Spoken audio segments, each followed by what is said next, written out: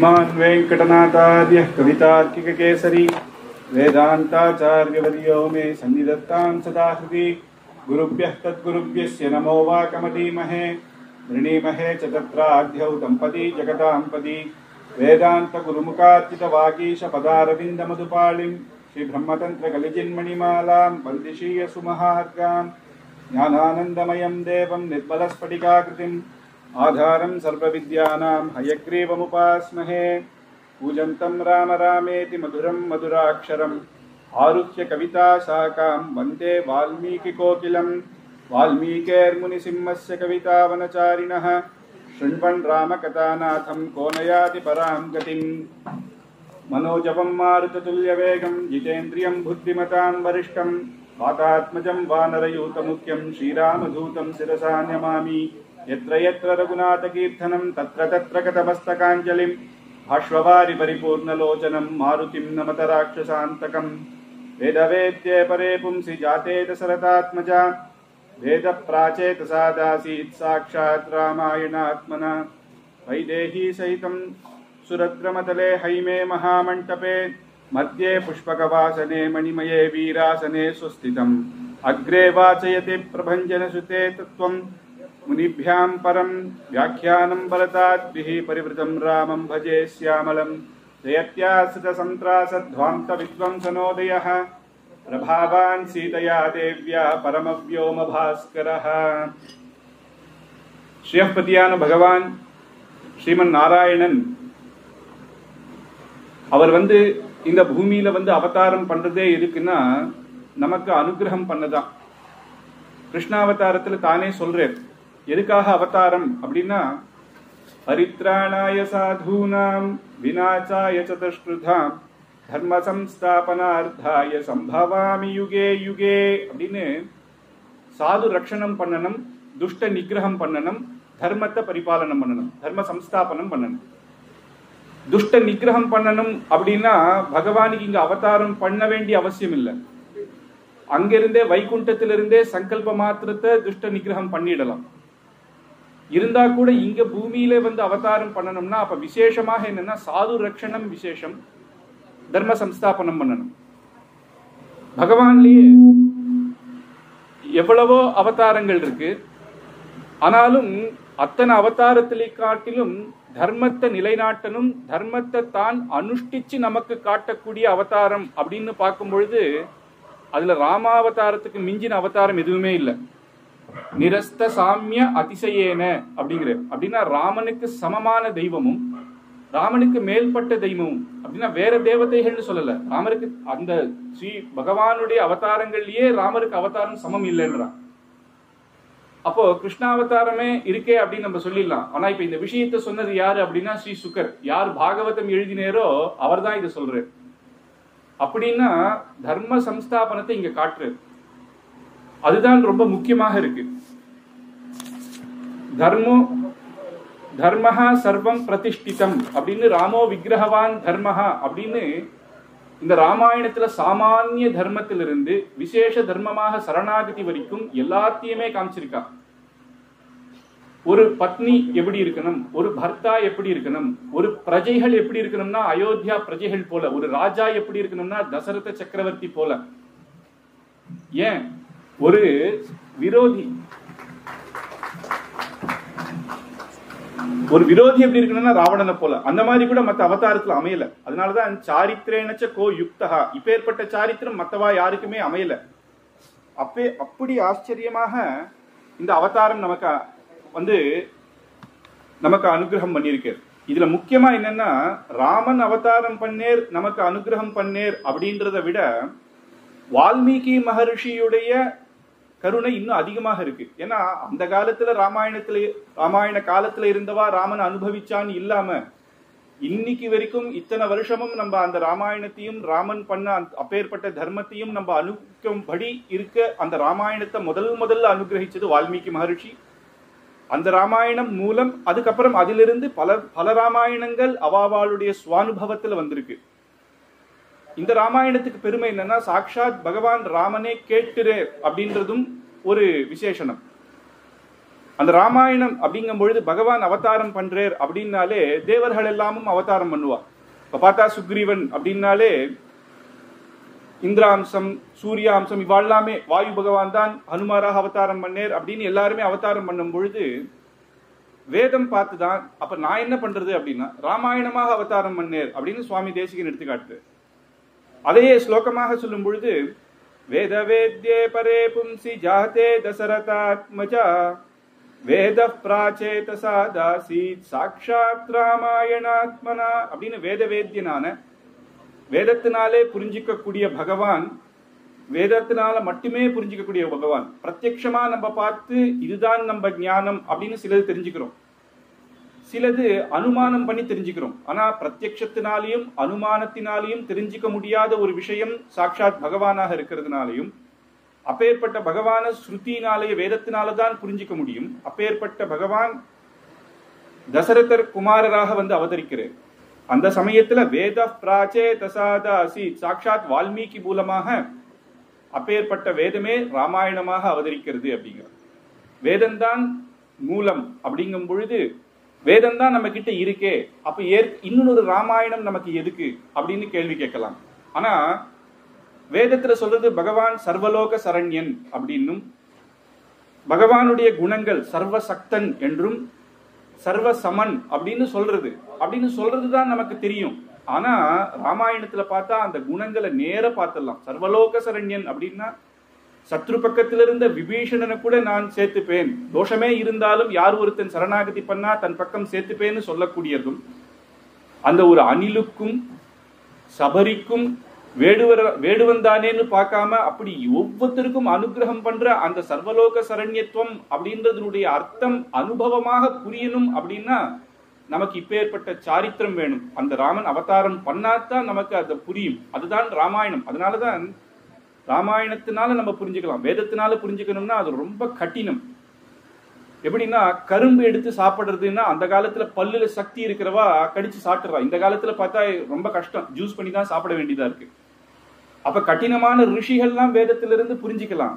அப்போ சாமானியப்பட்டவாளுக்கு எப்படின்னா இப்பேற்பட்ட அனுபவமாக ராமாயணம் அப்படின்றது கொடுத்தாதான் நம்மளும் ஜூஸ் போல நம்ம எதை கஷ்டப்படாம சுலபமாக சாப்பிடுற மாதிரி ஆச்சரியமாக அந்த பகவானுடைய அனுபவங்கள் கண்ணிலேயே நிக்கிற மாதிரி நமக்கு இந்த ராமாயணம் நமக்கு கொடுக்கறது.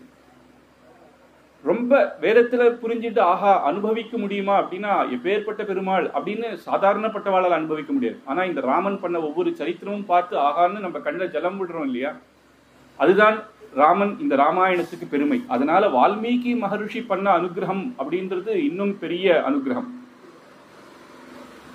இத ராமகர்ணா ரசாயன ஸ்லோகம் அப்படின்னு ஸ்லோகம், அதுல வந்து ராமாயணத்தை பத்தி சொல்லும் பொழுது வேதாந்த விப்ரமவனே விஹித பிரச்சாரஹ காகுத்சவம் சமவதீர்ய கதாபி கேலன் வால்மீகி வான்னிகரயா வாகுரயா கிரஹீதஹ ஹிருத்பஞ்சரம் விசதி கஷ்சிதயம் சுகோமே அப்படின்னு ராமபத்ர தீக்ஷதர் அப்படின்ற பண்ண ஸ்லோகம். அது சொல்றார் வேதாந்தம் அப்படின்றது ஒரு வனம் மாதிரி. அதுல பகவத் ஸ்வரூபத்தை புரிஞ்சுக்கிறது ரொம்ப கஷ்டம். அதுவே மகா ஞானிகளே கூட இன்னைக்கு கூட இன்னும் நிர்ணயம் பண்ண முடியாம இருக்கா. அந்த வேதாந்தத்துல விசாரம் பண்ணி இது இப்படி இல்லை அது அப்படி இல்லைன்னு எவ்வளவோ கிரமத்துல பண்ணியும் விசாரணம் இன்னும் சுலபமாக பண்ண முடியல. அதுல கிளிதான் அதுல வேதாந்தத்தை அந்த வனத்துல சுத்தின்னு இருக்க கிளிதான் பகவானாம். அந்த பகவத் ஸ்வரூபத்தை வேதாந்தத்தினால புரிஞ்சுக்கிறது ரொம்ப கஷ்டமாக இருக்கு. அப்ப கிளிய பிடிக்கணும், அந்த கிளிய சுலபமாக நம்மளுடைய ஹிருதயத்துல வச்சுடணும் அப்படின்னா என்ன பண்ணணும் அப்படின்னா, என்னதான் வலை கிடைச்சா கூட கிளி பறந்துட்டே இருந்தா அதை பிடிக்கிறது கஷ்டம். அது வந்து ஏதாவது ஒரு இடத்துல உட்காரணும். அது என்ன அப்படின்னா காகுத்ச வம்ச அப்பேற்பட்ட அந்த பரபிரம்மமான பகவான் அந்த ரகுவம்சத்துல அவர் அவதாரம் பண்ணறான். அப்படின்னா அந்த ரகுவம்சம் என்ற விருட்சத்துல என்னைக்கு வந்து உக்காந்தேரோ இப்ப இவரை பிடிச்சிடலாம் அப்படின்னு தோணித்து. அப்ப பிடிக்கணும்னா கூட நமக்கு சாதனை வேணும், ஒரு வலை வேணும். அந்த வலை யாருக்கிட்ட கிடைக்கும் அப்படின்னா ஒரு வேடுவன் கிட்ட தான் அது கிடைக்கும். அதனால வால்மீகி மகரிஷி பண்ண அற்புதமான ஒரு வலை. அது என்ன வலை அப்படின்னா ஸ்லோகங்கள், அந்த அதுல காண்டங்கள் அப்படின்றதெல்லாம் ஒரு வலை. அப்படி பிடிச்சு பிடிச்சு போட்டு அதால இந்த ராமாயணத்தை பிடிச்சிட்டாராம். பிடிச்சவுன்னு அந்த கிளி என்ன பண்ணிட்டான்னா ஹிருத்பஞ்சரம் அதை ஒரு கூடுல வச்சு அடைக்கணும்னு ஒரு ஆசை. அது நம்ம மனசுலயே எப்பயுமே இருக்கணும்னா ராமாயணத்தை படிச்சாலே என்ன ஆச்சுன்னா, அப்ப கூட இங்க என்ன சொல்றாருன்னா, கிளிய நான் பிடிச்சு என்னுடைய ஹிருதயமான கூண்டுல வச்சுட்டேன்னு சொல்லல. எப்ப ராமாயணத்தால் அதை பிடிச்சேனோ அந்த கிளி தானா வந்து என் ஹிருதயத்துல உட்கார்ந்துடுது அப்படிங்கிறது. ஏன்னா அவன் சர்வசரண்யன், அப்பேற்பட்ட பகவான் சுதந்திரன். அவரை நீ பிடிச்சிட்ட அப்படின்னு சொல்றதை விட அவரா வந்து உன் ஹிருதயத்துல உட்காரணும். அப்படின்னா அந்த ராமாயணத்தை கேட்டாலே, ராமாயண பாராயணம் பண்ணாலே, ராமாயணத்தை சொல்லிட்டு இருந்தாலே அந்த பகவான் நம்மளுடைய ஹிருதயத்துல வந்து எப்பவுமே இருந்துருவேர் அப்படின்றதான இந்த ஒரு அற்புதமான மங்கள ஸ்லோகம். ராமாயணத்தை ஆரம்பிக்கும் பொழுதே எப்படி இந்த ராமாயணம் வால்மீகி மகரிஷி எழுதினார் அப்படின்னா, வால்மீகி மகரிஷி இதை பண்ணார் அப்படின்னா, வால்மீகி மகரிஷிக்கு எப்படி இது கிடைச்சது அப்படின்னு. வால்மீகி மகரிஷி ராமாயணம் ஆரம்பிக்கச்சு இதை எழுதுறார். தபஸ்வாத்தியாய நிரதம் தபஸ்வி வாக்விதாம் பரம் அப்படின்னு. தபஸ்வாத்தியாய நிரதம் எடுத்த உடனே மங்கள ஸ்லோகம் அப்படின்னு ஆரம்பிப்பா. அந்த மங்கள ஸ்லோகம் எப்படின்னா, இப்ப நான் ஒரு அற்புதமான ஒரு விஷயம் பண்ண போறேன்னா இது நல்லா நிறைவேறணும் அப்படின்னு பகவத் தியானம் பண்ணலாம். இல்ல இந்த புஸ்தகத்துல இந்த விஷயத்தை நான் சொல்ல போறேன் அப்படின்னு மங்கள ஸ்லோகம் பண்ணலாம்.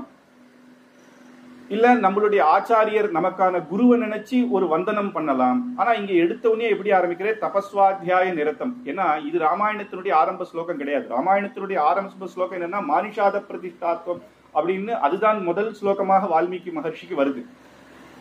அப்ப இங்க என்ன ஆரம்பிக்கிறாருன்னா, எடுத்தவன சில பேர் ஸ்ரீ அப்படின்னு ஆரம்பிப்பா.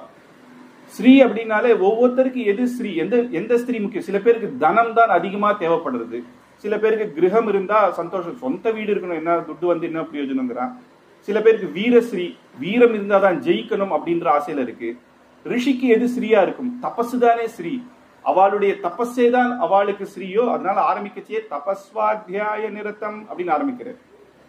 தபஸ்வாத்தியாய அப்படின்னா இங்க வந்து தபஹ அப்படின்றதுக்கே 3 அர்த்தம் வருது. அனுஷ்டானம், பிரம்மஸ்வரூபம், அப்புறம் ஞானம் அப்படின்னு. சுவாத்தியாயம் அப்படின்னா சாஸ்திரம். ஒரு குரு எப்படி இருக்கணும், ஒரு ஆச்சாரியன் சாஸ்திரத்தை நன்கு அறிஞ்சிருக்கணும். அந்த சாஸ்திரத்தை தெரிஞ்சின்றா போராது, அதை அனுஷ்டானம் பண்ணணும். அதனால தப்பக சுவாத்தியாய, சாஸ்திரம் தெரிஞ்சவராகவும் அந்த அனுஷ்டானம் பண்றவராகவும், பிரம்மஸ்வரூபம் அப்படின்னு வச்சிருந்தாலும் சாஸ்திரம் தெரிஞ்சு சாஸ்திரத்தினால இருக்கிற பிரம்மஸ்வரூபத்தை தெரிஞ்சின்றவராகவும் மகா ஞானியாகவும் இருக்கணும். அப்பேற்பட்ட தபஸ்வாத்தியாய நிரத்தராக அந்த சாஸ்திரத்திலையும் அந்த அனுஷ்டானத்திலையும் வாக்வீதாம்பரம் அப்பேற்பட்ட. இது வால்மீகிக்கு இப்போ வந்து நாரதருக்கு இந்த விசேஷனம் வருது. வாக்வீதாம் இதெல்லாம் இருந்தா போருமா? அப்போ தன்னுடைய சிஷ்யர்களுக்கு சொல்லக்கூடிய அற்புதமான வாக் விலாசம் வேணும். அது ஆச்சரியமா சொல்றது, அந்த அனுபவத்தை கொடுக்கறதுக்கு சிஷ்யர்களுக்கு அவளுக்கு எந்த ஞானம் இருக்கோ அதுக்கு தகுந்த மாதிரி சொல்லணும். சின்ன குழந்தை, ஒரு 4-5 வயசு குழந்தைக்கு எடுத்தவனே தத்துவத்தை அர்த்தம் சொன்னா அதுக்கு புரியாது. ராமாயணத்துல இருக்கிற தத்துவம்னு சொன்னா புரியாது. அழகா கதையை சொல்லணும். பெரியவாளுக்கு அவளுக்கு தகுந்த மாதிரி தத்துவத்தை சொல்லணும். அந்த மாதிரி வாக்வீதாம்பரம் அப்பேற்பட்ட வாக்கு இருக்கிறவராகவும் இருக்க இந்த நாரதர். முனி புங்கவம் அப்படின்னு பகவத் விஷயத்தை சொல்லும் பொழுது, இப்ப இங்க வந்து இருக்கும் பொழுது மட்டும் பகவத் விஷயத்தை சொல்லிட்டு வெளியில போயிட்டு என்னென்னவோ பேசுறது இல்லாம எப்பயுமே பகவான மனனம் பண்றவராக இருக்க வேண்டும். அப்பேற்பட்ட நாரதர் அப்படின்னு இங்க நாரதருக்கு விசேஷனம் போடுறேன். தபஸ்வாத்தியாய நிரதர், வாக்வீதாம்பரம், அப்பேற்பட்ட முனிபுங்கவம், அப்பேற்பட்ட முனிபுங்கவமான நாரதம் அப்படின்னு. நாரதர் அப்படின்றதுக்கு பாகவதத்தில் என்ன சொல்றாங்கன்னா, நாராயணம் ததாதி இதி நாரதா, அந்த நாராயணனை நமக்கு நிறைய கொடுக்கக்கூடியவராக இருக்கு. அப்பேற்பட்ட ஞானம் இருந்தா மட்டும் போராது, பகவத் ஸ்வரூபத்தை அனுபவமாக நமக்கு கொடுக்கிறவராகவும் இருக்கணும் ஆச்சாரியர் அப்படிங்கிறவர். அப்பேற்பட்ட ஆச்சாரியரை நம்ம தேடி போய் அவருடைய திருவடியை பிடிச்சு நம்ம கேட்க இருக்க அவரே இப்ப நம்ம ஆத்துக்கு வந்துட்டேறான். அப்போ வால்மீகி மகர்ஷியுடைய கிரகத்துக்கு நாரதர் வந்துட்டார். உடனே ரொம்ப சந்தோஷப்பட்டார் வால்மீகி மகர்ஷி. அவரை சேவிச்சுட்டு வால்மீகி மகர்ஷி அப்ப சிஷ்யன் அப்படின்னா சிஷ்யரே தபஸ்வி, அதனால தபஸ்வி அப்படின்ற இங்க ஒரு விசேஷனம் வால்மீகி மகர்ஷிக்கு. ஏன்னா குருவுக்கு ஏத்த சிஷ்யன். அந்த சிஷ்யன் உடனே எப்படின்னா, எடுத்தவுடனே சுவாமி எனக்கு ரொம்ப கஷ்டமா இருக்கு, நம்மளாம் இப்போ ஏதாவது ஒரு மந்திரத்தை சொல்லும் நல்லது நடக்கணும் அப்படி கேட்கறது இல்லை. அவர் கேட்கிறார் ஆச்சரியமாக, பரிபப்ரச்ச சேவிச்சு கைகளை குப்பித்து இதுக்கப்புறம் அவர் கேட்கிறார் ஆச்சரியமான விஷயம் என்ன என்றால், அவருக்கு தெரிஞ்சுக்கணும்ன்ற ஆசை. கோன்வஸ்மின் சாம்பிரதம் லோகே குணவான் கஸ்ய வீரியவான் தர்மஜ்யஸ்ய கிருதஜ்ஞஸ்ய சத்யவாக்யோ திருடவ்ரதः சாரித்ரேண சகோ யுக்தः சர்வபூதேஷு கோஹிதः வித்வான் கஹ்கः சமர்த்தஸ்ச கஷ்சைக பிரியதர்ஷனः ஆத்மவான் கோஜித க்ரோதோ த்யுதிமான் கோ நசூயகः கஸ்யபிப்யதி தேவாஸ்ச ஜாதரோஷஸ்ய சம்யுகே. இப்பேற்பட்ட குணங்கள், ஆத்மவான் தர்மஜன், சத்தியசந்தனாக இருக்கணும், திருடவிரதனாக இருக்கணும், அப்பேற்பட்ட சாரித்திரம் உடையக்கூடிய ஒருத்தரை நான் தெரிஞ்சுக்கணும்னு ஆசைப்படுறேன். எப்படின்னா உடனே அப்பேற்பட்ட ஆச்சரியமான குணங்கள்லாம் ஸ்ரீமன் நாராயணன் வைகுண்டத்தில் இருக்கேன்றதை சொல்லக்கூடாது. கோன்வஸ்மின் சாம்பிரதம் லோகே, இந்த லோகத்துல இந்த பூமியில இப்பேற்பட்டவர் யார் இருக்காருன்னு சொல்லணும். அன்னைக்கு பிரகலாதனுக்காக நரசிம்மர் வந்தேரே அப்படின்லாம் சொல்லக்கூடாது, அது அந்த காலம். இப்ப நான் பார்க்கக்கூடியவர் ஒருத்தர் இருக்கேரா அப்படின்னு அவருடைய சமகாலத்துல இப்பேற்பட்ட குணங்கள் உள்ள ஒருத்தரை சொல்லும் அப்படிங்கும் பொழுது சரி. அப்பேர உடனே இந்திராதி தேவர்கள் அப்படின்னா தேவர்கள் எல்லாம் சொல்லக்கூடாது, மனுஷனாக இருக்கணும், இந்த மனுஷ பிறவியில இருக்கணும். அதனால கோன்வஸ்மின் சாம்பிரதம் லோகே குணவான் கஸ்ய வீரியவான், ஆச்சரியமான குணங்களோட அப்பேற்பட்ட வித்வானாகவும் சமர்த்தராகவும் பிரியதர்சனம், அவரை சேவிச்சுட்டே இருந்தா எப்பயுமே அந்த ராமனுடைய குணத்தை சொல்ல சொல்லையோ இல்ல அவரை சேவிச்சையோ ராமனுடைய பிரியதர்சனகா. ராவணனை எல்லாருமே ராட்சசர் கூட ராவணனை பார்த்து, சூர்பனக கூட பார்த்துட்டு போய் என்ன சொல்றான்னா ராமரை வர்ணிக்கிறாளே தவிர எந்த இது பிரியதர்சனம் அவரை பார்த்தாலே போறோம். ராவணன் போய் சொல்றான், 2 பேர் அனுப்பிச்சிட்டு அந்த ராமர் சபையில போய் பார்த்துட்டு அவள் எத்தனை பேர் வானரர்கள்லாம் வந்திருக்கான்னு பார்த்துட்டு வாடான்னா, இவ கிட்ட போய் ராமனை பார்த்தாலோ இல்லையோ இங்க வந்து ராமனை ஸ்தோத்திரம் பண்ண ஆரம்பிச்சுட்டான். அந்த மாதிரி அப்பேற்பட்ட பிரியதர்சனன் பார்த்தாலே, அது சேவிச்சாலே அவருடைய குணங்கள் தானாக நமக்கு அப்படி புரிஞ்சிடும். அப்பேற்பட்டவர் ஆத்மவான் ஜித குரோதா, குரோதத்தை எல்லாம் அடக்கினவர்களாகவும். அப்போ யார் ஒருத்தருக்கு எல்லா தேவர்களும் பயப்படுவாளோ, கஸ்யபிப்ரதி தேவாஸ்ச ஜாதரோஷஸ்ய சம்யுகே அப்படின்னு அப்பேற்பட்டவரை பத்தி நீர் சொல்லணும் அப்படின்னு சேவிச்சு அங்க வால்மீகி மகர்ஷி கேட்கிறார். நாரதருக்கு ரொம்ப சந்தோஷம். ஏன்னா கேட்காதவா கிட்ட கூட போய் நாராயண நாராயணான்னு சொல்லிட்டு வருவார். ராவணன் சபைக்கெல்லாம் கூட போய் நாராயணனை பத்தி சொல்றவர் ஒருத்தர், ஒரு பக்தன். அதுதான் நம்ம சம்பிரதாயமே. நிறைய பேர் என்ன நினைச்சுக்கிறான்னா சபையில நிறைய பேர் வரணும்னு நினைச்சுக்கிறா. இல்ல, ஒருத்தராவது வந்து ஆச்சரியமா கேட்கணும். இப்படி ஒருத்தர் வந்தாரே, கிடைக்கல அவருக்கு, இனிமேல் பிடிச்சு இத்தனையும் சொல்லணும் அப்படின்ற சந்தோஷத்தினால அது ஒரு நிமிஷம் யோசிக்கிறார். என்ன அப்படின்னா தெரியலையான்னு இல்ல, இங்க சுவாமி பெரியவாச்சான் பிள்ளை சொல்லும் பொழுது கல்யாண குணத்தில் மூழ்கி ஆகிற்று அப்படிங்கிறது. இப்ப இத்தனை சொன்னார் இல்லையா, அப்பேற்பட்ட அவருடைய சொல்லணும்னா அவருடைய கல்யாண குணங்களை ஒரு நிமிஷம் இரும் அப்படின்னு தியானம் பண்ணிட்டு தொடங்குறாராம். சொல்றார், எப்பா நீ சொன்ன குணங்களுக்கெல்லாம் ஒருத்தர் இருக்கார், நீ கேட்டா மாதிரியே அப்படின்னு பிரகுஸ்தோ வாக்கியம் அப்ரவீத். நாரதர் சந்தோஷமாக இக்ஷ்வாகு வம்ச பிரபவோ ராமோ நாம ஜனை சுதா அப்படின்னு இக்ஷ்வாகு வம்சத்துல பிறந்த அப்பேற்பட்ட அவதாரம் பண்ண ராமன் அப்படின்றவர் இருக்கார். நீ கேட்டதுக்கெல்லாம் ஒரே பதில். இத்தனை குணங்களுக்கும் தனித்தனியா ஜிதக்ரோதகான் இவன், இதுல இந்த ஜுதிமான்ல இவன், தர்மாத்மா இவன் எல்லாம் இல்ல, இத்தனைக்கும் ஒரே பதில், ராமன் அந்த ரகுவம்சத்துல பிறந்தவன் அப்படின்னு நீ சொல்லிட்டப்பா. அது உன்னுடைய ஞானத்துக்கு ஏத்த இந்த குணங்கள், என்னுடைய ஞானத்துக்கு ஏத்த நான் ஒரு 100 சொல்லுவேன். இன்னொருத்தர் கேட்டா அவர் வந்து ராமனுக்கு இந்த குணங்கள் இருக்குன்னு அவாவாளுடைய அனுபவத்துல சொல்லுவாளே தவிர யாராலையுமே அவருடைய பூர்த்தியான குணங்களை சொல்லி முடிக்க முடியாது. அப்பேற்பட்டவர். நான் கொஞ்சம் குணங்களை நான் எடுத்து சொல்றேன். ரக்ஷிதா ஜீவலோகஸ்ய தர்மஸ்ய பரிரக்ஷிதா ரக்ஷிதா ஸ்வஸ்ய தர்மஸ்ய ஸ்வஜனஸ்ய ச ரக்ஷிதாக. ரக்ஷிதா ஜீவலோகா, இந்த லோகத்தை எல்லாம் ரட்சிக்கிறவன். லோகத்தை ரட்சிக்கிறவன்னா முதல்ல தர்மத்தை ரட்சிக்கணும். அதனால தர்மஸ்ய பரிரக்ஷிதா ரக்ஷிதா ஸ்வஜனங்களை ரட்சிக்கணும். அப்படின்னா ஸ்வஜனங்கள் அயோத்தியா ஜனங்கள்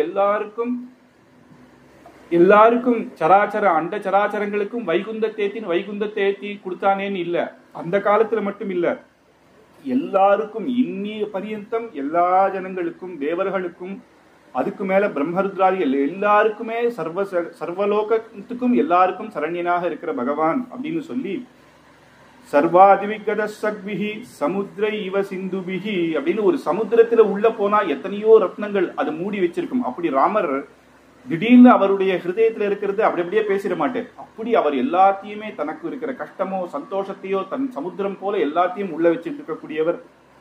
சச்ச சர்வ குணோபேதஹ கௌசல்யா நந்தவர்தனஹ அப்படின்னு கௌசல்யா குமாரராக அப்பேற்பட்ட குணங்களாக காலாக்னி சதிருஷ குரோதஹ க்ஷமயா பிருதிவி சமஹ. அவருக்கு கோபம் வந்ததுன்னா சமுத்திரத்தையே வத்தடிச்சிருவேன்னு போனேர்.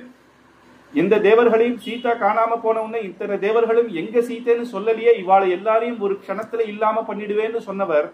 ஆனா க்ஷமயா பிருத்திவி சமஹா, அப்பேற்பட்ட கோபம் எப்பயாவது தான் அவருக்கு வரும். பிருத்திவி பூமி போல, பூமி நம்மளை பொறுத்துக்கிற மாதிரி எந்த மாதாவும் நம்மளை பொறுத்துக்கல. எவ்வளவு இடிச்சு என்னென்ன பண்ணாலும் பூமி தேவி அப்படியே இருக்காளோ, அந்த க்ஷமா அப்படின்னாலே பூமின்னு தான் அதுக்கு உதாரணம். அப்பேற்பட்ட பூமிக்கு சமமாக அந்த க்ஷமையோட இருக்கேர் அப்படின்னு ஆச்சரியமாக இங்க சொல்லிட்டு இருக்கேன் சுவாமி தேசிகனும்.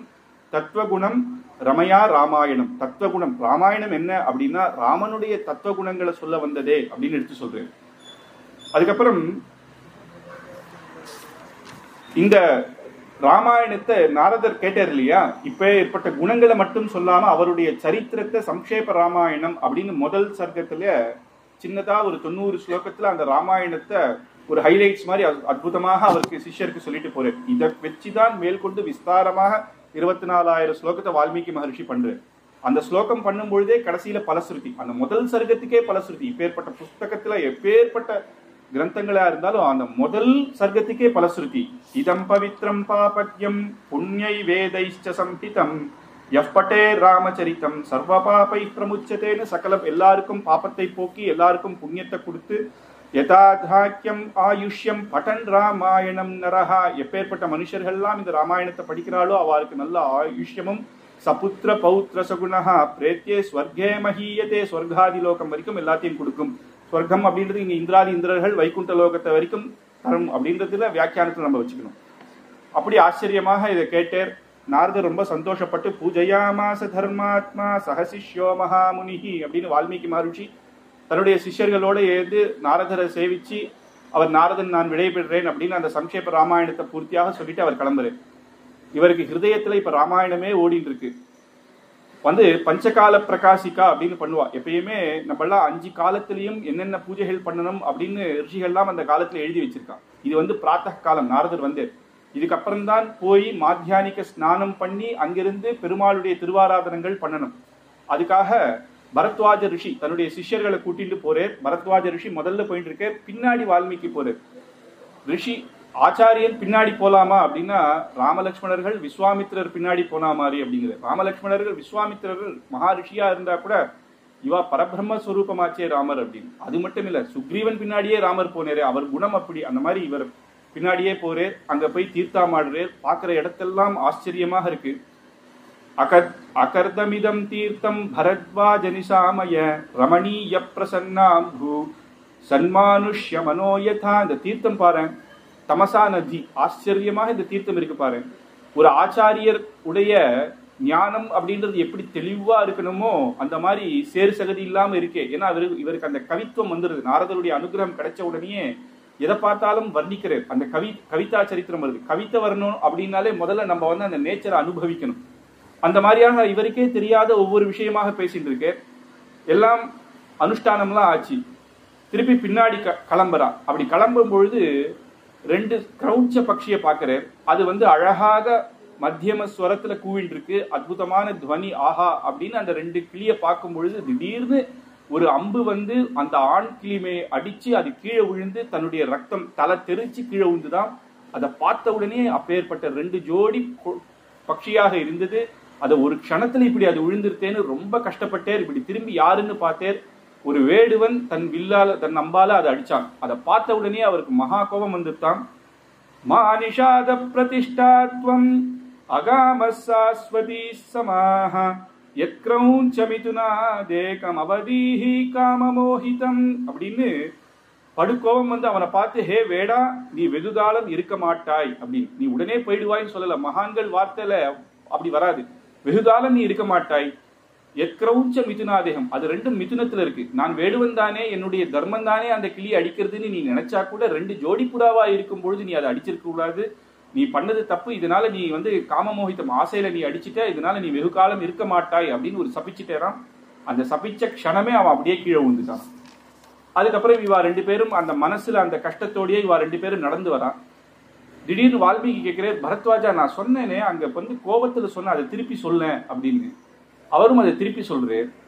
இது எப்படி கோவத்துல நான் சபிச்சது அது ஒரு ஆச்சரியமான ஸ்லோகமா வந்திருக்கு. ஸ்லோகயேவத்வயா பத்தோ நாத்ரா காரியா விசாரணா. ஸ்லோகத்துக்கு வந்து சம்ஸ்கிருதத்திலயோ தமிழ்லயோ நம்ம பார்த்தா பத்தியம் அப்படின்னு எழுதணும்னா அதுக்கு சந்தஸ் இருக்கணும், அது எப்படி இருக்கணும், எப்படி நிர்ணயம் இருக்கணும், எத்தனை பதங்கள் இருக்கணும் அப்படின்னு எல்லாம் விசேஷனம் இருக்கு. கோவத்துல வர வார்த்தையில நமக்கு கண்ணாப்புனான்னு கோவம் வந்துருமே தவிர அது ஒரு அழகாக வந்து ஒரு ஒரு கவிதையாக வருது, ஒரு பத்தியமாக வர்றதுக்கு காரணம் என்ன அப்படின்னு வந்துட்டே இருக்கு.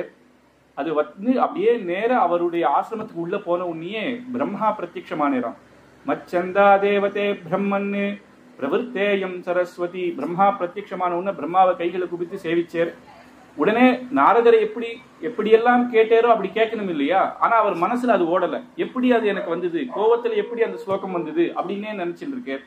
பிரம்மா கேட்கிறார், என்ன ஆச்சு சுவாமி அப்படின்னு. இந்த மாதிரி நான் சொல்றேன், இந்த மாதிரி நான் அந்த கிரௌஞ்ச பட்சி அடிச்சான், எனக்கு கோபம் வந்தது, அப்ப இந்த ஸ்லோகம் வந்தது அப்படின்னு உடனே அவர் சொன்னவா, இன்னுமா உங்களுக்கு புரியல? மச்சந்தா தேவதே பிரம்மன்னு பிரவர்த்தேயம் சரஸ்வதி. முதல்ல என்னுடைய புத்திரன் நாரதர் வந்து உமக்கு அனுகிரகம் பண்ணான். உடனே என்னுடைய பத்னி சரஸ்வதி உங்களுடைய வாக்குல வந்துட்டா, ஸ்லோகமாக வந்துருது. அடுத்தது என்ன, குடும்பமா நானும் வந்துட்டேன், நானும் வந்து உமக்கு அனுகிரகம் பண்றேன். என்ன காரணம் அப்படின்னா, ராமஸ்ய சரிதம் கிருஷ்ணம் குருத்வம் ருஷி சத்தமா. நீர்தான் இந்த ராமாயணத்தை பண்ணக்கூடியதுக்காக இருக்கிறவர், நீர்தான் இந்த ராமாயணத்தை பண்ணணும் அப்படின்னு தர்மாத்மனா குணவதோ லோகே ராமஸ்ய தீமதிஹி. இப்பேற்பட்ட குணவானான ராமருடைய சரித்திரத்தை நீர்தான் எழுதணும், அப்பேற்பட்ட ஆசீர்வாதம் சகலமும் உமக்கு இருக்கு, நீர்தான் பண்ணணும்னு சொல்லி அவருக்கு ஒரு மங்களம் ஆசீர்வாதம் பண்று. ரகசியம் ச பிரகாசம் ச யத்விருதம் தஸ்ய தீமதஹ அப்படின்னு இந்த ராமாயணம் எல்லாமே உனக்கு புரியும், உமக்கு புரியும். அதுல ரகசியமான அர்த்தங்களும் உமக்கு புரியும். சில இடத்துல ராமன் ஏன் இது பண்ணார் அப்படின்னு ஒரு கேள்வி வருது, ராமன் ஏன் சீதாதேவியை விட்டார், இந்த மாதிரி கேள்வி. அதனுடைய உள்ளர்த்தமும் அந்த ரகசியமான பலவிதமான அர்த்தங்களும் உமக்கு புரியும், மேலோட்டமானதும் இருக்கும். நீர் எழுதுற ஒவ்வொரு அக்ஷரமும் சத்தியம், அது சத்தியமாகத்தான் இருக்கும், அதுல எந்த பொய்யும் இருக்காது அப்படின்னு ஆசீர்வாதம் பண்ற. நதேவாக்ருதா காவ்யே காச்சிதத்ர பவிஷ்யதி அப்படின்னு இதை நீர் பண்ணணும் அப்படின்னு ஆசீர்வாதம் பண்ணி, இந்த லோகத்துல சமுத்திரம் இருக்கும் வரையும் சூரிய சந்திரர்கள் இருக்கும் வரைக்கும் இந்த ராமாயணம் இப்படி இருக்கும் அப்படின்னும் எல்லாருக்கும் அனுகிரகமாக ராமனை அனுபவிக்கிறதுக்காக இந்த காவியத்தை நீர் பண்ணணும் அப்படின்னு மங்களாசாசனம் பண்ற. அப்பேற்பட்ட வால்மீகி மகர்ஷிக்கு அவர் முன்னாடியே வேடுவனாக இருந்தார். அப்ப ஒரு ருஷி மூலமாக அவருக்கு வந்து ராம நாமத்தை பிரசாதமா வாங்கிட்டார். ராமா அப்படின்றதே அவருக்கு வரல, மராமரான்னு சொல்லி கொடுத்தார். அதை மராமராமராமராமரான்னு சொல்லி சொல்லி ராம ராம ராம ராம ஆய் அந்த ராமநாமத்தாலேயே தபசு பண்ணி ராம நாமமே சித்திச்சு அவர் வந்து ஒரு வல்மீகம் அப்படின்னு புத்தே கட்டிட்டாம் அவருடைய தபசுனால. அப்ப மழை பெஞ்சு அந்த புத்து கலைஞ்சு அதுல இருந்து ஒரு ரிஷியாக வந்ததுனால அவருக்கு வால்மீகி அப்படின்னு பேர். வால்மீகினா புற்றிலிருந்து வந்தவர் அப்படின்னு. அது மட்டும் இல்லாம பிராச்சேதசர் அப்படின்னு அவர் கூப்பிடுவார். பிராச்சேதசர்னா வருண பகவான், மழை வந்து பெஞ்சு அதுல இருந்து வந்ததுனால வருண பகவானுடைய புத்திரனால பிராச்சேதசர் அப்படின்னு. அப்பேற்பட்ட வால்மீகி மகர்ஷி அப்பயே ரிஷியாக ஆகியே அந்த பக்தி இருக்கு. இருந்தா கூட தண்டகாரண்யத்துல வனவாசத்துக்கு ராமர் போகும் பொழுது அதுல நிறைய கட்டம் வரும், நிறைய ரிஷிகளை சேவிச்சுட்டே போறாரு. அந்த இடத்துல ஒரு வாட்டி வால்மீகி மகர்ஷியும் அவர் வந்து சேவிக்கிறார். அப்ப இத்தனை நாளா ராமாயணம் பிரம்மாவுடைய அனுகிரகத்துல அவருக்கு புரிஞ்சிருந்தாலும் இந்த சரித்திரத்துல இருக்கிறவர் நேர பார்க்கல. இப்படிதான் இருப்பார் அப்படின்னு தன்னுடைய ஹிருதயத்துல இருந்தா கூட, அப்பேற்பட்ட மகா ஞானியாக இருந்தா கூட நேர சேவிக்கல. தண்டகாரண்யத்துல அவர் முதல்ல சேவிக்கிறார். அப்பதான் இந்த ராமாயணத்தை அவர் எழுதவே ஆரம்பிக்கிறார். அப்போ அதுக்கப்புறம் இந்த பழைய ஸ்லோகத்தை திருப்பி சொல்லி பார்க்கிறார். மானிஷாத பிரதிஷ்டாத்வம் அகாம சாஸ்வதி சமாஹ யத்க்ரௌஞ்ச மிதுனா தேகம் அவதீஹி காமமோஹிதம் அப்படின்னு. சம்ஸ்கிருதத்துல பதத்தை கொஞ்சம் மாத்தி அதை பார்த்தா பிரிச்சு பார்த்தா வேற அர்த்தங்கள் வருது. மா நிஷாத அப்படின்னா ஹே வேடுவனேன்னு ஒரு அர்த்தம் இருக்கு. ஆனா தனியா பிரிச்சா மா அப்படின்னா மகாலட்சுமி. இதுதான் வால்மீகி மகர்ஷிக்கு வந்த முதல் ஸ்லோகம். மா அப்படின்னா மகாலட்சுமி, நிஷாதனா இருக்கக்கூடியவள் அப்படின்னா மகாலட்சுமி இருக்கக்கூடியவள் யார் அப்படின்னா ஸ்ரீனிவாசன் அர்த்தம். அப்பேற்பட்ட ஸ்ரீனிவாசன் பிரதிஷ்டாத்வம் அகாமஹா அப்படின்னு உம்முடைய புகழ் எப்பொழுதும், உங்களுடைய கீர்த்தி எப்பொழுதும் இருக்கட்டும் அப்படின்னு. மா அகமஹா அப்படின்றத சேர்த்துட்டேன்னா அந்த இடத்துல என்ன ஆகுது, நீ சாஸ்வதமா இருக்க மாட்டேன்னு ஆகுது. இப்ப மாவ மகாலட்சுமின்னு நினைச்சு மா நிஷாதேல சேர்த்துட்டேன்னா அங்க அகாமஹான சாஸ்வதமா இருன்னு ஆயிடுது. அப்போ இப்பேற்பட்ட ஸ்ரீனிவாசனே நீர் புகழோட எப்பொழுதும் இருக்கணும் அப்படின்னு மங்களாசாசனமாக பகவானுக்கு மங்களாசாசனமாக ஆயிடுது. இப்ப எத்கிரௌஞ்ச மிதுனா தேகம் அப்படின்னா கிரௌஞ்சம்னா பக்ஷின்னு ஒரு அர்த்தம், கிரௌஞ்சம்னா ராட்சசன்னு ஒரு அர்த்தம் வருது. ராட்சசன்னா ராவணன் மண்டோதரி அப்படின்ற 2 பேர்ல அந்த ராவணனை அடிச்சியே, அந்த ராவணன் அடிச்சியே. ஏன்னா அவன் காமமோகித்தமான உம்முடைய சீதையை எடுத்துட்டு போனதுனால அவரை நீர் அடிச்சு அப்பேற்பட்ட உம்முடைய கீர்த்தி எப்பொழுதும் இருக்கட்டும் அப்படின்னு அந்த ஸ்லோகத்தினுடைய உண்மையான அர்த்தம் அப்படி ஆர்த்தும் ரொம்ப சந்தோஷப்பட்டு மேற்கொண்டு இந்த ராமாயணத்தை அவர் பண்ண ஆரம்பிச்சார். அப்படி ஆச்சரியமா கீர்த்தி அடைகிறார் அப்படின்னு. ததுபகத சமாச சந்தியோகம் சமபரோபனார்த்த வாக்கிய பத்தம் ரகுவர சரிதம் முனி பிரணீதம் தசசிரச்ச வதம் நிராசயத்யம் அப்படின்னு ராமனுடைய குணங்களையும் அந்த ராவணனுடைய வதத்தையும் ஆச்சரியமாக இந்த ராமாயணத்தை பண்ணி தன்னுடைய சிஷ்யர்களுக்கு எல்லாம் சொல்றாரு. ராமாயணம் அப்படின்னு இந்த காலத்துல பார்த்தோன்னா பண்ணிட்டா, ஒரு புஸ்தகத்தை பண்ணிட்டா அதுவே பெரிய விஷயம் இல்லைன்னு இல்லை, அதை பிரச்சாரம் பண்ணணும். அது எதுக்காக பண்ணணும் அப்படின்னா லோகத்துல எல்லாருக்கும் போய் சேரத்துக்கு தானே. முதல் விஷயம் ஒருத்தருக்கு போய் சேரணும் அப்படின்னா அது சங்கீத ரூபமாக இருந்தா எல்லாரையும் இழுத்துரும். அப்ப சங்கீதமா பாடும் பொழுது இப்பயே இந்த ராமருடைய சரித்திரத்தை பாட்டா பாடும் பொழுது தியாகராஜ சுவாமி எல்லாத்தையும் ராமருடைய கல்யாணங்கள் அனுபவங்களை பாட்டா கொடுத்துட்டாரு. அது மூலமாக சில பேர் பக்தர்கள் எல்லாருமே ராமாயண புஸ்தகத்தினாலதான் ராமனை தெரிஞ்சுக்கணும் அப்படின்னு நினைக்க மாட்டான். குட்டி பசங்களாம் இன்னைக்கு கார்ட்டூன்ல இருந்து தெரிஞ்சுக்கிறான். அது ஏதோ ஒரு விஷயம், அந்தந்த விஷயத்துல அதுல முக்கியமாக பாட்டாக பாடணும் அப்படின்னு அந்த கான ரூபமாக இது எல்லாருக்கும் பிரச்சாரம் பண்ணணும் அப்படின்னா யாரை வச்சு இதை பண்ணலாம் அப்படின்னு யோசிச்சுட்டு இருக்கும் பொழுதே அப்ப சீதாதேவி வால்மீகி மகரிஷி ஆசிரமத்துல இருக்கா. ராமரை பிரிஞ்சு அந்த அவ 2 லவகுசர்கள் குமாரர்கள், ராமருடைய சீதாதேவியுடைய குமாரர்கள், அவ 2 பேரையும் போய் தாத்தாவை சேவி அப்படின்னு அனுப்புறா. இவர் நினைச்சுட்டு இருக்கே யாரை வச்சு பண்ணலாம் அப்படின்னும் பொழுதே அந்த குழந்தைகள் தினமுமே சாயங்காலம் சந்தியாவந்தனம் பண்ணிட்டு ரிஷியை சேவிச்சுட்டு போறது வழக்கம். அந்த 2 குழந்தைகள் வந்த உடனே அவருக்கு வந்துருது இந்த குழந்தைகளை வச்சுதான் நம்ம இதை பண்ணணும் அப்படின்னு.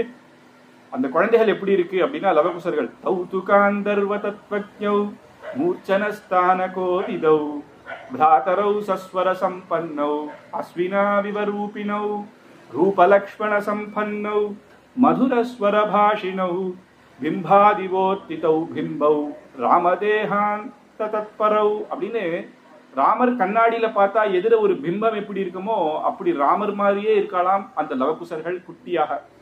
கௌதுகாந்தர்வ தத்வக்ஞௌ ஆச்சரியமான சங்கீதம் பாடுறவா, மூர்ச்சனஸ்தான கோவிதௌ அப்படின்னு இவாளுக்கு வேதாத்தியனமே பண்ணி வச்சிருக்கே ரிஷி. அது இல்லாம நிறைய பானம் இந்த இதெல்லாம் கத்துட்டு இருக்கா, யுத்த ரீதியெல்லாம் கத்துட்டு இருக்கா, கானத்தை கத்துட்டு இருக்கா, அழகான குரல்ல பாடக்கூடிய குழந்தைகள். பிராத்தரவ் ஸ்வஸ்வர சம்பன்னோ 2 பேர் அண்ணா தம்பிகள், அஸ்வினா விவரூபினோ அஸ்வினி குமாரர்கள் போல 2 பேரும். அஸ்வினி குமாரர்கள் தான் தேவதர்களே இருக்கிறதுலே அழகு. அவ 2 பேரும் ட்வின்ஸ். அதே மாதிரி இவா அஸ்வினி குமாரர்களோ அப்படின்னு நினைக்கிறோம் போல இந்த குழந்தைகள் ஆச்சரியமாக இருக்கா. ரூபலக்ஷ்மண சம்பன்னௌ மதுரஸ்வர பாஷினோ, மதுரஸ்வரமாக இது ஆச்சரியமாக ராமாயணத்துல எந்தெந்த இடத்துல வசத்தி பாடணும், எந்த இடத்துல கச்சிதமாக பாடணும், குணத்தை சொல்லும் பொழுது எப்படி பாடணும்னு தெரிஞ்சவாளாக இருக்கிறதுனால இவாளுக்கு இந்த ராமாயணத்தை பூர்த்தியா பட்டாபிஷேக பரியந்தம் வால்மீகி மகரிஷி பூர்த்தியாக சொல்லித்தரே. அதை வீணை எடுத்துட்டு ஆச்சரியமாக ரிஷிக்கே அங்க இடத்துல பாடி காட்டுறான். இங்க சீதாதேவி சில உள்ளர்த்தங்கள் நிறைய இருக்கு. சீதாதேவி ராமர் அனுப்பிச்சேரே அப்படின்னா ஒருத்தன் பேச்சை கேட்டு அனுப்பிச்சேர் அப்படின்றது காரணம் இல்ல. இன்னொன்னு ஒண்ணு என்னன்னா இந்த ராமாயணம்ன்றது இந்த உலகத்துக்கு தெரியணும்னா இந்த ராமாயணமே என்னன்னா சீதாயா சரித்தம் மகதி. இது ராமருடைய கதை இல்லை, இது சீத்தையினுடைய சரித்திரம் தான். சரித்திரம் பார்க்கச்ச ராமருடைய குணங்கள் சொல்ற மாதிரி இருக்கும். யாரு கஷ்டப்பட்டா? சீதையை கல்யாணம் பண்ண தனுர்பங்கம் பண்ணது ராமர். சீதை எதுவும் கஷ்டப்படலையே. வனவாசத்துக்கு நான் வருவேன்னு வந்தது சீதையை தொலைச்சிட்டு இங்க இவர் தான் மரத்துக்கு மரமா போய் அழறேரே தவிர சீதை இங்க ஹனுமார் நான் எடுத்துட்டு போறேன்னு சொன்னா கூட அவர் என்ன ஆட்சிட்டு போனார்தான் அது எனக்கு வசத்தின்னு எப்ப சொன்னாலோ அப்ப இந்த பூர்த்தியாக சீதாதேவியினுடைய சரித்திரத்தை காட்டுறதாக இருக்கிறதுனாலையும் அந்த சீதாதேவி பக்கத்திலேயே இருந்து வால்மீகி மகர்ஷி அந்த சுவானுபவம் அந்த அனுபவத்தை கொண்டு இந்த சரித்திரத்தை பண்ணணும். தினமும் அந்த சீதாதேவியை பார்த்துட்டு சேவிச்சுட்டு அந்த அனுகிரகத்தை பண்ணி அந்த இதை எழுதணும் அப்படின்ற ஒரு உள்காரணமும் இதுல இருக்கு. அப்படி ஆச்சரியமான இந்த 2 குமாரர்களுக்கு சொன்ன உடனே இவாள்லாம் ரிஷிகளுக்கெல்லாம் போய் ராமாயணத்தை சொல்றா. ரிஷிகள்லாம் ரொம்ப சந்தோஷப்படுறா இந்த குழந்தைகள் ராமாயணத்தை சொல்றதை பார்த்து. ஒவ்வொருத்தர் ஒவ்வொரு பரிசு கொடுக்குறா. அன்ய கிருஷ்ணாஜனம் பிரதான் மௌஞ்சி மன்யே மகாமுனிஹி கஷ்டித் கமண்டலும். ஒருத்தர் கமண்டலு தரா. ரிஷிகள் என்ன தருவா? அவ ஒருத்தர் கிருஷ்ணாஜலம் எடுத்து கொடுக்குறா. அதுக்கப்புறம் மௌஞ்சி கொடுக்குறா. கஸ்யம் அபரவஸ்திரம் அப்படின்னு மர உரிகள் சில பேர் சொல்றா. தலைக்கு ஜட்டாபாரமாக இருக்கணும். காட்டில் இருக்கிறவாளுக்கு ஜடை பிடிக்காம இருக்க அது மேல போட்டுப்பா, அதெல்லாம் கொடுக்குறா. அது இல்லாம எல்லாருமே சந்தோஷமாக நீ இருக்கணும்னு ஆசீர்வாதம் பண்றாளாம் அந்த 2 குழந்தைகள். ததௌவரான் சர்வே முனையா சத்யவாதினஹா அப்படின்னு இந்த குழந்தைகளை சொல்லி, நீர் இனிமேது இந்த காட்டுல மட்டும் இல்ல நகரத்திலையும் போய் ஒவ்வொரு இடத்துலயும் இந்த ராமாயணத்தை பிரச்சாரம் பண்ணுங்கோ அப்படிங்கும் பொழுது இந்த 2 குழந்தைகளும் கோசல தேசத்துக்குள்ள வந்து அயோத்தியா நகரத்துல வந்தே ராம நவமி நவாகம் மாதிரி பாடுறா. அந்தந்த இடத்துல ஒவ்வொரு இடத்துல ஒரு நாள் லக்ஷ்மணரே வரேர், ஒரு நாள் பரதன் வரேர், 9 நாளும் அவர் வந்து தலைமை தாங்குறார், சத்ருக்னன் வரேர், ஒரு நாள் சுமந்திரர் மந்திரி வரேர், அப்படி ஒவ்வொருத்தரா வந்து தலைமை தாங்குறா. அவளுக்கு புரியுறது இது ராமருடைய குழந்தைதான் அப்படின்னு புரியுறது. அதை ராமர்கிட்ட சொல்ல ஒரு பயமாவும் இருக்கு. லக்ஷ்மணர் என்ன சொன்னார், ஒரு நாள் நான் கதை கேட்கிறேன், ராமரு கைங்கரியம் பண்ணணும்ப்பா, என்னாலெல்லாம் விட்டு எந்த கதையும் கேட்க முடியாதுங்கிறார். வந்து பார்த்தார் 9 நாளும் இருந்து தான் அப்பா ராமர் கைங்கரி அப்புறம் பார்த்துக்கலாம், ராமாயணத்தை முதல்ல கேட்போம் அப்படின்னு 9 நாளும் இருந்து கேட்டாராம். அந்த குழந்தைகளுடைய சொல்றதெல்லாம் அப்படி இருக்கு. அப்போ ராமர் ஒரு நாள் தன்னுடைய கிரகத்துல இருக்கும் பொழுது, அந்த அரண்மனையில இருக்கும் பொழுது மேல மொட்டை மாடியில நின்று பரதனோட இருந்து அப்படி பேசிட்டு இருக்கும் பொழுது 2 குழந்தைகள் இவா எதிர வரா. மாடியில இருந்து பாக்குறாரு முதல் தடவை அந்த குழந்தைகளை. ரத்யாசு ராஜமார்கேன ததர்ஷ பரதாகிரஜா, பரதாகிரஜனார ராமர் அவரை பாக்குறாரு. கொஞ்சம் கொஞ்சமாக அந்த குழந்தைகள் ரிஷி வேஷத்துல இருக்கா, கிட்ட கிட்ட வர ஒரு சங்கீதமா பாடிட்டு வரா. கொஞ்சம் கொஞ்சமா பார்த்தா அது ராம கதையாவே இருக்கு. கேட்கும் பொழுது என்னுடைய கதை சொல்ற மாதிரியே இருக்கே அப்படிங்கிறார். பரதனை பாக்குறார், பரதா இங்க வா, இந்த குழந்தைகள் யாரு அப்படின்னு கேட்கிறார். உடனே பரதர் அப்படி பார்த்து உடனே சொல்லல, இவர்கள் வந்து இவர்களை பார்த்தாலே ஏதோ ஒரு சந்தோஷமாக இருக்குன்னா என்னன்னு தெரியல. இவருடைய ஜாடைகள் பார்த்தா, இவருடைய புஜ பராக்கிரமமும் தன்னுடைய மூக்கு மொழியெல்லாம் பார்த்தா உம்மை போலேயே இருக்கு. அவளுடைய சுருண்ட கூந்தல்களும் அவளுடைய கண்ணத்தை பார்த்தா மன்னியுடைய ஜாடை அடிக்கிறது. 13 வருஷத்துக்கு முன்னாடி சீதாதேவி நம்ம கொண்டு விட்டுருக்கோம். இவாளுடைய வயசை பார்த்தாலோ 12-11 வயசு இருக்கிற மாதிரி இருக்கா. ஒருவேளை இந்த குழந்தைகள் உம்முடைய குழந்தைகளாக இருக்கலாம். ஏன்னா அந்த அப்பவே சத்ருக்னனுக்கு பேச்சுவாக்குல வந்து இந்த மாதிரி சீதாதேவிக்கு 2 குழந்தை பிறந்திருக்கு அப்படின்னு சொல்லியிருக்கா. வால்மீகி ஆசிரமத்திலே இருந்தாலும் சொல்லியிருக்கா. அதை பார்த்தா இது உம்முடைய குழந்தையோன்னு தோன்றுறது அப்படின்னு உடனே ராமர் ஒரு க்ஷணம் தன்னுடைய கண்ட ஜலம் வந்து சொன்னேராம், இப்பேற்பட்ட சரித்திரம் பரதா யாருக்காவது அமையுமா? அப்பா சக்கரவர்த்தி ஜெகத்நாதன், ஆனா பிள்ளைகள் தெருவோட இருக்கே, இந்த மாதிரியான ஒரு கதை யாருக்காவது இதுவாகுமா அப்படின்னு. ஆனா பாசத்தினால திருப்பியும் சேர்த்துடணும் அப்படின்னு சொல்லிட முடியாது. திருப்பியும் இவாளை கூட்டுண்டாலும் ஜனங்களுக்கு அது சம்மதமா அப்படின்றது நமக்கு தெரியணும். இந்த மாதிரி ராமர் வந்து நைமிசாரண்யத்துல அஸ்வமேத யாகம் பண்ண போறேன்னு இருக்கு. அந்த அஸ்வமேத யாகத்துல மத்தியானமாக இந்த 2 குழந்தைகளையும் கூட்டுண்டு வந்து நவாகம் பண்ணிட்டு அதுக்கப்புறம் மக்கள் எல்லாரும் ஏத்துண்டா இதை நம்ம ஏத்துக்கலாம்னு சொன்னதுமே பரதனுக்கு அவ்வளவு சந்தோஷமாம். ஆஹா, இதுதானே நம்ம எதிர்பார்த்தோம், அண்ணா இவ்வளவாவது மனசு மாறினேரே அப்படின்னு ரொம்ப சந்தோஷப்படுறான். அந்த குழந்தைகள் அது மாதிரி நைமிசாரண்யத்துல அஸ்வமேத யாகம் காத்தாலெல்லாம் ஆச்சரியமான யாகம் ரிஷிகள் எல்லாம் வச்சு மத்தியானமான இந்த குழந்தைகள் முதல் நாள் ராமாயணத்தை ஆரம்பிக்கிறான்.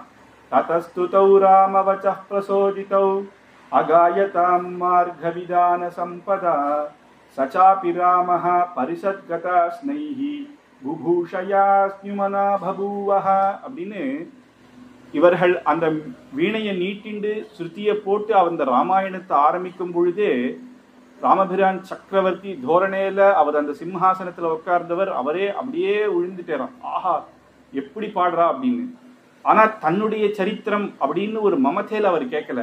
எப்பேற்பட்ட மகர்ஷியின், அப்பேற்பட்ட வால்மீகி மகர்ஷியினுடைய வாக்கிலிருந்து வந்ததே, அவர் நமக்கு பண்ண ஒரு மங்களாசாசனமாக இந்த ராமாயணத்தை கேட்க கேட்க எனக்கு பலம் வரட்டும் அப்படின்னு கைகளை கூப்பித்து ரிஷியினுடைய வாக்காக வினயத்தோட அந்த ராமாயணத்தை கேட்கிறாராம். திடீர்னு ராஜா எழுந்தா அங்க இருக்கிறவா எல்லாருமே எழுந்துருவா. அதனால யாரும் பார்க்காத சமயத்துல இவர் என்ன பண்ணாராம், கொஞ்சம் கொஞ்சமா ஆசனத்துக்கு முன்னாடி வந்து உட்கார்ந்தாராம்.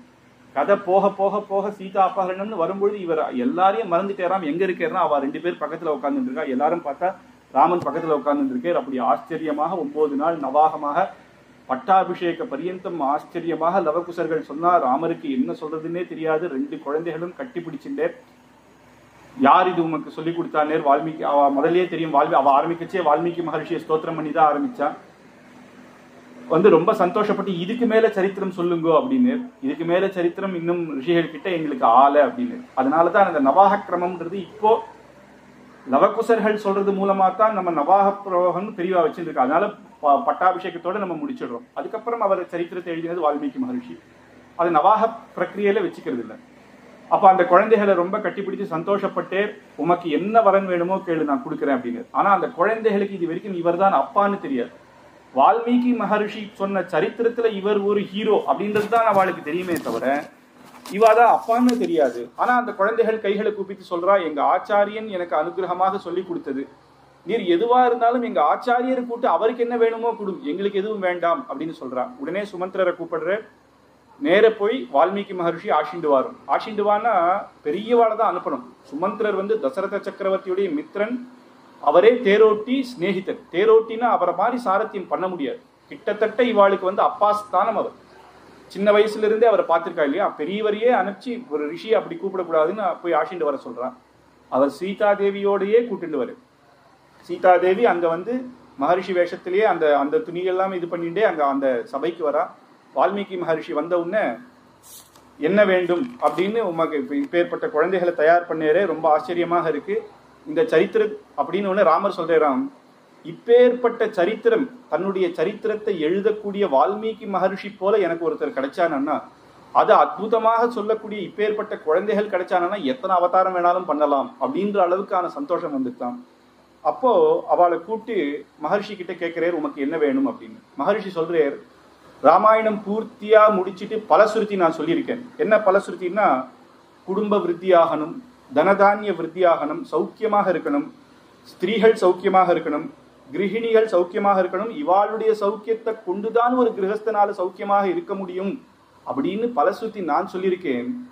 ஆனா இதுல நாயகன் நீரே தர்மபத்னியோட இல்லாத சேராம இருந்தா அப்ப அந்த பலசுருதி எப்படி மக்களுக்கு இது சேரும்? அதனால உம்ம 2 பேரையும் சேர்ந்து நான் பார்க்கணும் அப்படின்னு சேர்த்துக்கணும் அப்படின்னு சொல்றேன். ராமர் உடனே சொல்றேன், எல்லா பிரஜைகளுக்கும் எல்லாருக்கும் சம்மதமாக இருந்தா அதை கண்டிப்பாக நான் சேர்த்துப்பேன்.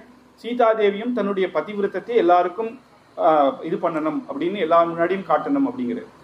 அப்ப எல்லாரும் சொல்றா, யாரு சொன்னா? ஒரு மகரிஷி சொன்னேரா இல்ல ராஜ்யத்தை ஆள்றது சொல்றா? எவனோ ஒருத்தன் அனாமதேயமா ஒருத்தன் சொன்னான்றதுக்காக நீர் இப்படி சொல்றேன்னா, ராஜா அப்படின்னா அவனுக்கும் தானே நான் ராஜா அப்படின்னு அதை நம்ம கேட்டுதான் ஆகணும் அப்படின்னு சொல்றேன். சீதாதேவி திருப்பியும் என்ன அக்னி பரீட்சையா? ஏற்கனவே ஒரு வாட்டி அக்னி பரீட்சையில பண்ணியாச்சு. ஆனா அங்க காரணம் வேற, அது நம்ம பார்ப்போம் சரித்திரத்துல. இங்க என்னன்னா அங்க அப்போ இங்க சொல்றாரு என்ன காரணம் அப்படின்னு உடனே சீதாதேவி பார்த்தாலாம். அப்படித்தானே நான் காட்டணும் அப்படின்னு எல்லாருக்கும் முன்னாடியும் அப்படி சொல்லும் பொழுதே பூமி பிராட்டி பூமி அப்படியே பிளந்ததாம். சிம்ஹாசனத்திலிருந்து அங்க அனசூயா, அருந்ததி, சாவித்ரி அப்படி பத்திட்டு அப்பேற்பட்ட பதிவிரதைகள்லாம் சாமரம் வீச அந்த சிம்ஹாசனத்துல சீதாதேவிக்கு பட்டாபிஷேகம் நடந்துதான். அதை பார்த்து எல்லாருமே கைகள் குவித்துண்டா. சீதாதேவி லவகுசர்களோட ராமருடைய மடியில அந்த குழந்தைகளை வச்சு தானும் சிம்மாசனத்துல உட்கார்ந்து எல்லாருக்கும் 2 பேருமாக சேவை சாதிச்சு சீதாதேவி அங்கேயே பூமியில மறைஞ்சிட்டா அப்படின்றதுதான் வால்மீகி மகரிஷியுடைய ராமாயணம். மேற்கொண்டு வந்த ராமாயணத்துல சில இடங்கள்ல மாறலாம். அதுக்கப்புறமும் திருப்பியும் அவ 2 பேரும் ஒன்னாதான் இருந்தா அப்படின்றதுக்கு என்னன்னா, ராமர் 14,000 வருஷம் ராஜ்யத்தை பரிபாலனம் பண்ணிட்டு அயோத்தியால இருக்கிற எல்லாரையும் தான் வைகுண்டத்துக்கு சமாப்தம், அவதார சமாப்தம்னு எல்லாரையும் கூட்டுண்டு போகும்போது சரையூ நதியில இறங்கும் பொழுதும் அந்த இடத்துல சீதாதேவி ஆவிர்வச்சு சீதாராமனாக சேர்ந்து தான் வைகுண்டத்துக்கு போறான். அதனாலதான் சுவாமி தேசிகன் ஜெயத்யாசித சம்த்ராசத்வாந்த வித்வம் சனோதய பிரபாவான் சீதையா தேவ்யா பரமவ்யோம பாஸ்கர. சரித்திரத்துல சீதையும் ராமனும் பிரிஞ்சின்றான்னா அது லீலைக்காக. சீதாராமரை பிரிக்கவே முடியாது. எப்படின்னா, பிரபாவான் சீதையா தேவ்யா பரமவ்யோம பாஸ்கரா. ஒரு சூரியனையும் வெளிச்சத்தையும், சூரியனிலிருந்து வந்த வெளிச்சமும் வேற, சூரியன் வேற கிடையாதோ, சூரியன் வெளிச்சமும் ஒன்னாக இருக்குமோ, தேவியும் சீதாதேவியும் பெருமாளும் ஒன்னாகத்தான் இருப்பா. பரபிரம்மஸ்வரூபமாக இருந்தாலும் எத்தனை அவதாரங்கள் எடுத்தாலும் வாமனா அவதாரத்துல பிரம்மச்சாரி அவதாரமாக எடுத்தா கூட தாயாரோட தான் வந்தேன் அப்படின்னு சொல்றது. அப்படி ஆச்சரியமாக இப்ப நம்ம லவகுசர்கள் சொன்ன ராமாயணத்தின் மூலமாக நம்ம பார்க்கலாம். லவகுசர்கள் அந்த ராமாயணத்தை ராமர் முன்னாடி சொன்னான். கோசலோ நாம முதிதஹ ஸ்பீதோ ஜனபதோ மகானே நிவ்ருஷ்ட சரயூ தீரே பிரபூத தனதான்யவானே. கோசலைன்ற தேசம் அற்புதமான தேசம். அங்க எப்படி இருக்குன்னா, ஸ்பீதோ ஜனபதோ மகான், எல்லாருமே சந்தோஷமாக சமிருத்தியாக இருக்கான். நிறைய தனதானியங்கள் இருக்கு. சரையூ நதி தீரத்து பக்கத்துல இருக்கு. சரையூ நதி எப்பயுமே ஒரு இடத்துல நதி வந்துருது, மாதம் மும்மாரி மழை பெய்யுதுன்னு மழைகள் பெய்ஞ்சா நதியில ஜலங்கள் வந்துருச்சுன்னா தானியங்கள் எல்லாம் ஆச்சரியமாக வளரும். தானியங்கள் நமக்கு தேவையானதை வச்சுட்டு மற்றதெல்லாம் மற்ற நாட்டுகளுக்கு கொடுத்தா இன்னும் தனமும் கூடும், தானியமும் இருக்கு, தர்ம பரிபாலனமும் பண்ணி ஆத்தியாத்மிக சிந்தனையும் இருந்தா அப்பேற்பட்ட தேசம் அப்பேற்பட்ட நகரமாக இருந்தது, கோசல தேசமாக இருந்தது. ஜனங்கள்லாம் அப்படி இருந்தா அதுக்கு காரணம் என்ன அப்படின்னா, அயோத்தியா நாம நகரி தத்ரசி லோக விஸ்ருதா மனூனா மானவேந்திரேன யப்புரி நிர்மிதோ ஸ்வயம் அப்படின்னு அயோத்தியான்ற நகரம் தான் அதுக்கு கேபிட்டல் சிட்டி அப்படின்னும். அந்த கோசல தேசத்துக்கான கேபிட்டல் வந்து அயோத்தியா. அந்த நதி அங்க என்னன்னா, ரகுவம்சத்துல மனு அப்படின்னு பிரம்மாவுடைய குமாரரான முதல் ராஜா மனு, அவர் தான் அந்த அயோத்தியாவை நிர்மாணம் பண்ணேர் சரையூ தீரத்து பக்கத்துல. அன்னியிலிருந்து இக்ஷ்வாக்கு குலம், இக்ஷ்வாக்கு பெரிய பெரிய மகான்கள், மாந்தாத்தா, அப்புறம் ரகு, அப்புறம் திலீபன், அப்புறம் தசரத சக்கரவர்த்தி, ராமன் பரியந்தம் எல்லாருமே தர்ம பரிபாலனம் பண்ணதுனால அந்த இடத்துல அந்த தேசத்துல மக்கள்லாம் எப்படி இருக்கான்னா, ராஜபக்தி, தேசபக்தி, பகவத் பக்தி, இது மூன்றும் சேர்ந்து இருக்கும். அப்பேற்பட்ட ராஜாவே யதா ராஜா ததா பிரஜா, ராஜா அப்பேற்பட்ட தர்மாத்மாவா இருக்காங்க. அவர் யாருன்னா, ததா தசரதோ ராஜா வச்சதபாலயதே பாலிதா சபுரி ஸ்ரேஷ்டஹ இந்திரேண அமராவதி. அமராவதிக்கு ஸ்வர்க்கத்துக்கு கேபிட்டல் சிட்டி அமராவதி. அந்த அமராவதியில இந்திரன் எப்படி இருந்தானோ அப்படி தசரத சக்கரவர்த்தி இந்த அயோத்தியாவை ஆண்டேர் அப்படின்னு. அயோத்தியான்னா என்னன்னா, யாருமே ஜெயிக்கல, ஒருத்தன் கூட தன்னுடைய கனவுல கூட வந்து யுத்தம் பண்ண முடியாதாம், யுத்தத்துக்கு யோசிக்க கூட மாட்டாளாம். ஏன்னா ரகுவம்ச ராஜாக்கள் அப்பேற்பட்ட வீரர்கள். அதுக்கு இன்னொரு அயோத்தியா என்னன்னா வைகுண்டம், ஸ்ரீ வைகுண்ட லோகத்துல யாராலையும் நுழைய கூட முடியாது, அங்க போய் யுத்தம் பண்ணி அந்த இடத்த நம்ம ஜெயிக்க முடியாது. அதனால அயோத்தியாவே ஒரு வைகுண்டமாக இருந்தது. ராஜா எப்படி இருந்தான் அப்படின்னா, ராஜா மந்திர ஆலோசனையோட, மந்திரிகள் அற்புதமான மந்திரிகள். திருஷ்டிர் ஜெயந்தோ விஜய சித்தார்த்தோ ஹர்த்த சாதக அசோகோ மந்திரபாலஸ்ச சுமந்திர அஷ்டமோ பவது. அஷ்ட மந்திரிகள், திருஷ்டிர் ஜெயந்தன், விஜயன், சித்தார்த்தன், ஹர்த்த சாதகன், அசோகன், மந்திரபாலன், சுமந்திரர் அப்படின்ற ஆச்சரியமான மந்திரிகள். எதையுமே தன்னுடைய முடிவு அப்படின்னும் கோபத்தினாலையும் அகங்காரத்தினாலையும் முடிவெடுக்காம எல்லாத்தையும் மந்திரிகள் மூலமாகவும் ரிஷிகள் ரித்விகள் இருந்தார். வசிஷ்டோ வாமதேவாச்ச மந்திரினாச்ச தத்பரே சுயாயனோப்யாத்மஜாபாலி கஷ்யபோப்யத கௌதமஹ மார்க்கண்டேயாஸ்து தீர்யஸ்த காட்யானோத்விஜஹ. காட்யாயனர் அப்படின்றவர், மார்க்கண்டேயர், கஷ்யபர், அப்புறம் வசிஷ்டர் தான் குல ரிஷி. அவருக்கு வந்து எல்லாமே அவர்தான் நமக்கு வந்து நம்ம ஆத்து வாத்தியார் அப்படின்னு சொல்ற மாதிரி அந்த ரகுகுலத்துக்கே அவர்தான். எல்லாத்துக்கும் பட்டாபிஷேகம் கல்யாணம் பண்ணி வைக்கணும்னா அவர்தான் பக்கத்துல இருந்து பண்ணி வைக்கிறார். 3 ராணிகளோட கௌசல்யா, சுமித்ரா, கைகேயி. எப்படின்னா தசரத சக்கரவர்த்தி அங்க அயோத்தியான்னு சொல்ற வைகுண்டத்துல பகவான் எப்படி ஸ்ரீதேவி, பூமாதேவி, நீலாதேவியோட இருந்து ராஜ்யம் பண்ணியிருந்தாரோ அப்படி தசரத சக்கரவர்த்தி 3 ராணிகளுடையும் ஆச்சரியமான மந்திரிகளுடையும் ரிஷிகளுடையும் தர்ம பரிபாலனமும் பண்ணியிருந்தார். அவருக்கு ஒரு கஷ்டம் இருக்குமா? கஷ்டம்னு ஒருத்தருக்கு ஏன் வரும்? ராஜான்னா மக்கள்னால கஷ்டம் வரும். நம்ம தான் பார்த்தோம் மக்கள் எப்படி இருக்கா அப்படின்னா தெய்வ பக்தியும் ராஜபக்தியும் தேசபக்தியோட இருக்காங்க. குடும்பத்தினால கஷ்டம் வரும் அப்படின்னா இந்த குடும்பமே தசரத சக்கரவர்த்திக்கு கட்டுப்பட்ட குடும்பம், எல்லாருமே தர்மாத்மா, ஒவ்வொருத்தரும் மகா ராஜ்யத்திலிருந்து வளர்ந்திருக்கா, தர்மத்தை தெரிஞ்சவர்கள். சத்ருக்கள்னால வருமானா நம்ம பார்த்தோம், அயோத்தியா கனவுல கூட அவ வந்து யுத்தத்துக்கு வரமாட்டான்னு பார்த்தோம். இது 3த்தினாலையும் துக்கம் இல்லை. அப்போ தெய்வமும் அனுகூலியம். எங்க பார்த்தாலும் தர்மம் நடக்கிற இடத்துல சகல தேவர்களும் மழை பெய்ஞ்சு சுபிக்ஷமாகவே இருக்கு. அப்படிப்பட்ட தசரதர் அப்படின்னா இப்படி ஒருத்தர் இருக்க முடியுமான்னா, குறை ஒன்றும் இல்லாத கோவிந்தனுக்கு தான் அப்படி இருக்க முடியும். ஆனாலும் மனுஷனா இருக்கிறதுனால ஒரு குறை இருக்கு அப்படிங்கிறது. ஒரே ஒரு குறை. என்ன குறை அப்படின்னா, தஸ்யத்வேவம் பிரபாவஸ்ய தர்மஜ்ஞஸ்ய மகாத்மனா சுதார்த்த தப்யமானஸ்ய நாசீத் வம்சகரா சுதஹ. ஒரு குழந்தை இல்லையே அப்படின்னு ஒரு கஷ்டம். குழந்தை இல்லையே அப்படின்னா தனக்கு குழந்தை இல்லை அப்படின்றது மட்டும் இல்லை, இது வந்து வழி வழியா வம்சமாக வந்து ஜேஷ்ட புத்திரன் தான் ராஜ்யத்தை பரிபாலனம் பண்ணா. குழந்தையிலிருந்தே தர்மத்தை எடுத்து சொல்லி கொடுத்து தர்ம பரிபாலனம் பண்ணது.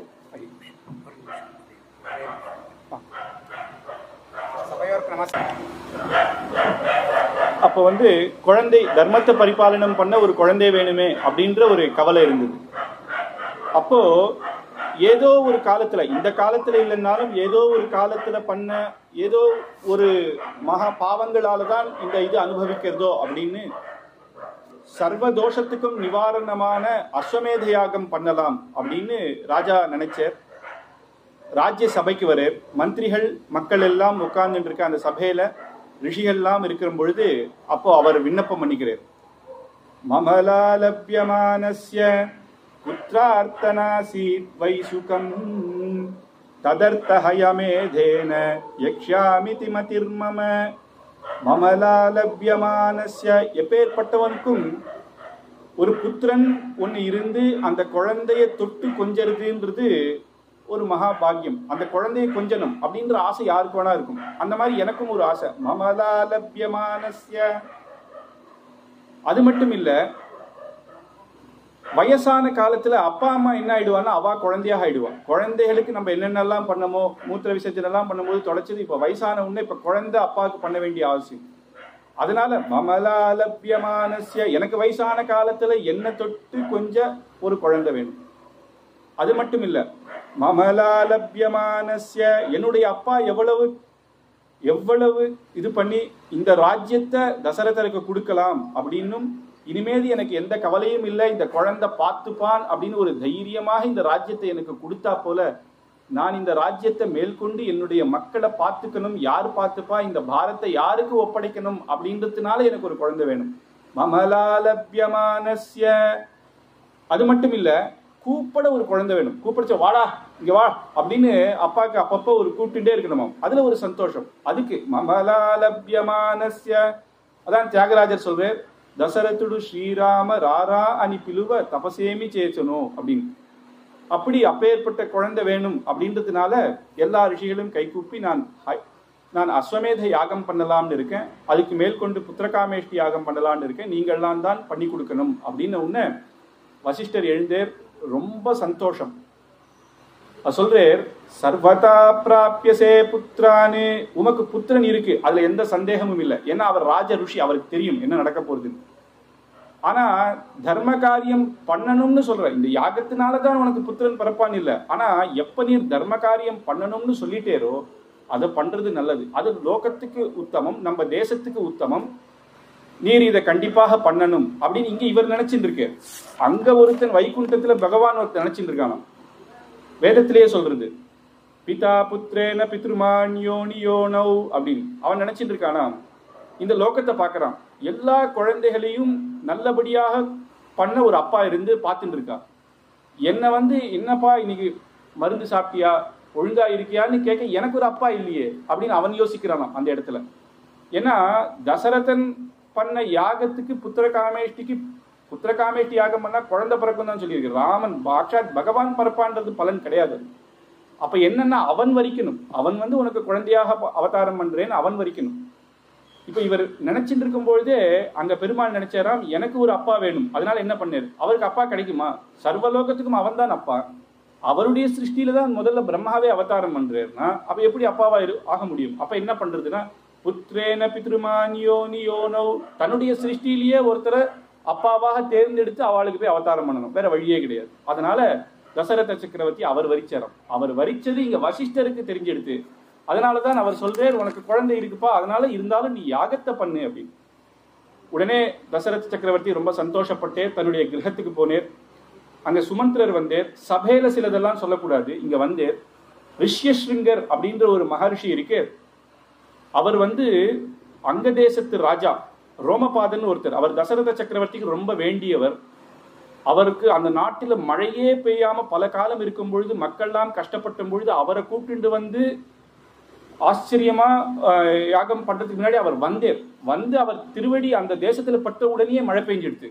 அதனால அப்பேற்பட்டவரை கூப்பிட்டு இந்த யாகத்தை பண்ணணும் அப்படின்னும் அவர் சொன்னேராம். 300 காலத்துல ஒரு மகர்ஷி சொல்லியிருக்கார், அடுத்த ஜென்மாவில நீ சுமந்திரராக பிறப்ப, தசரத சக்கரவர்த்திக்கு மந்திரியாக இருப்ப. அப்போ தசரத சக்கரவர்த்தி இந்த ரிஷிங்கரை வச்சு யாகம் பண்ணும்பொழுது சாட்சாத் பகவானே அவருக்கு அவதரிப்பார் அப்படின்னு சொன்னது எனக்கு முன்காலத்து ஒரு விஷயம் ஞாபகம் இருக்கும் அப்படின்றதையும் ரகசியமா சொல்லி அந்த ரிஷியை கூப்பிட்டு பண்ணணும் அப்படின்னா உடனே ராஜா கூப்பிட முடியாது. ஏன்னா இவர்கிட்டயே வசிஷ்டாதி மகான்கள்லாம் இருக்கா. அப்போ அவளை கூப்பிட்டு அவளை கைகள் கூப்பித்து இந்த மாதிரி ரிஷியசிங்கரை வச்சு கூப்பிட்டு பண்ணலாம்னு நான் இருக்கேன் அப்படின்னு சொல்லும் பொழுதே அவ சந்தோஷப்பட்டாலாம். அப்பேற்பட்ட மகர்ஷியை நம்ம கண்டிப்பாக கூப்பிடணும் அப்படின்னு. ரிஷியசிங்கருடைய சரித்திரம் வருது, சீக்கிரம் பார்த்துடலாம். அவர் எப்படின்னா அவர் குழந்தையா இருந்தார். அவர் அப்பா வந்து விபண்டகர். அப்பா கொஞ்சம் கடினமான தபஸ்வி. அவர் என்ன நினைக்கிறாருன்னா அவர் பையன் எப்பயுமே பிரம்மச்சாரியா தான் இருக்கணும்.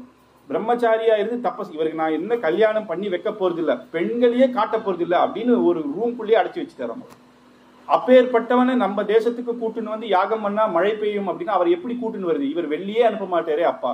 அப்ப என்ன பண்ணணும்னு ஒரு பிளான் போட்டு ஒரு சில ஸ்திரீகள், அற்புதமான அழகா இருக்கிற ஸ்திரீகள்லாம் அங்க அனுப்பிச்சு அவளை கூட்டுன்னு வர சொன்னாராம். இவருக்கு வந்து அவ முதல் தடவை ஸ்திரீயை பாக்குறாரு இல்லையா, இவர் என்ன நினைச்சார், இந்த வேதத்துல வரக்கூடிய தேவதா ஸ்திரீகள் இவர் அப்படின்னு அவர் கைகளுக்கு குவித்து பின்னாடியே வந்துட்டாராம். தேவதா ஸ்திரீகள் அப்படின்னு நினைச்சு வந்துட்டாராம்.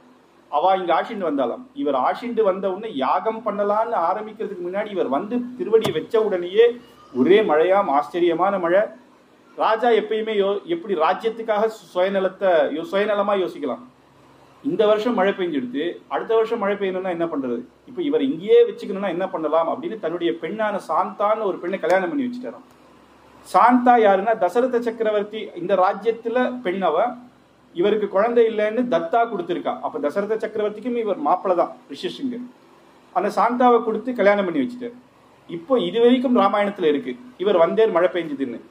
மிச்ச கதை மகாபாரதத்துல இருக்கு. இவ அப்பாவுக்கு கோபம். மகாபாரதத்துல அந்த இவர் வந்தேர், விபண்டகர் வந்தேர், மகா கோபத்தோட குழந்தை காணமேன்னு தேடி வந்தேர். இப்ப இவர் வந்தா சபிச்சுடுவார். கல்யாணம் வேற பண்ணி வச்சுட்டோம். இவர் இத்தனை வருஷமா இவர் பிரம்மச்சாரியாவே இருக்கணும்னு நினைச்சவர். இப்ப என்ன பண்றதுன்னு அவர் ஒரு பிளான் போட்டாராம். நேர போனா ரிஷி சபிச்சுடுவார். ஒரு பிளான் போட்டு என்ன பண்ணலாம் அப்படின்னா வர வர வர எங்க பார்த்தாலும் அந்த ராஜ்யத்துல இவருக்கு தீர்த்தம் கொடுக்குறா, வந்து இவருக்கு சௌகரியங்கள்லாம் படித்தரா. இது எந்த ஊர் அப்படின்னு கேட்கிறாராம். இது ரிஷியசிங்கபுரம் அப்படிங்கிறாராம். என்னது ரிஷியசிங்கபுரமா? என் பையன் பேரா இருக்கே அப்படின்னா தெரியாதா உங்களுக்கு? அந்த பையன் வந்துதான் இந்த நாட்டுக்கே மழை பெஞ்சது, அப்பேற்பட்டவன் அப்படின்னாராம். இன்னும் கொஞ்சம் தூரம் போனேராம். இது எந்த இடம் அப்படின்னாராம். அவர் ஒரு இடம் சொல்றா. நீர் யார் அப்படின்னு ரிஷியை கேட்கிறா. நான் ரிஷியசிங்கருடைய அப்பா அப்படின்னு சொன்ன உடனே ஆஹா, தெய்வத்தை பெற்ற தெய்வமே, உண்மை குழந்தையினாலதான் இங்க மழை பெஞ்சது, அப்பேற்பட்ட தெய்வமா நீர் அப்படின்னு அவருக்கு இது பண்றா. இவருக்கு ஒண்ணுமே இல்லை. கொஞ்சம் கொஞ்சமா ஆச்சரியமா இருது. ஆஹா, நம்ம குழந்தைக்கு இப்பேற்பட்ட தபஸ் இது இருக்கா, மழை பெஞ்சதுன்றாலே சந்தோஷமா கொஞ்சம் கொஞ்சமா அவருடைய கோபம் குறையாது. இன்னும் முன்னாடி வர்றாரு. ரிஷிகளெல்லாம் வைக்கிறார், அரைச்சிறார். ஆஹா, ராஜாவுடைய சம்பந்தி நீர் அப்படிங்கிறார். ராஜாவுடைய சம்பந்தியா என்ன சொல்றாய்வான்னு கொஞ்சம் முன்னாடி வர்றாரு. உடனே என்ன பண்றாருன்னா முதல்ல சாந்தாவை அனுப்புறாரு. பெண் வந்து சேவிக்கிறா. யாருன்னு தெரியாது. என்ன சொல்லுவா? கல்யாணம் ஆன பெண்ணாவும் தெரியுறா. தீர்க்க சுமங்கலி பவா அப்படின்ட்டு.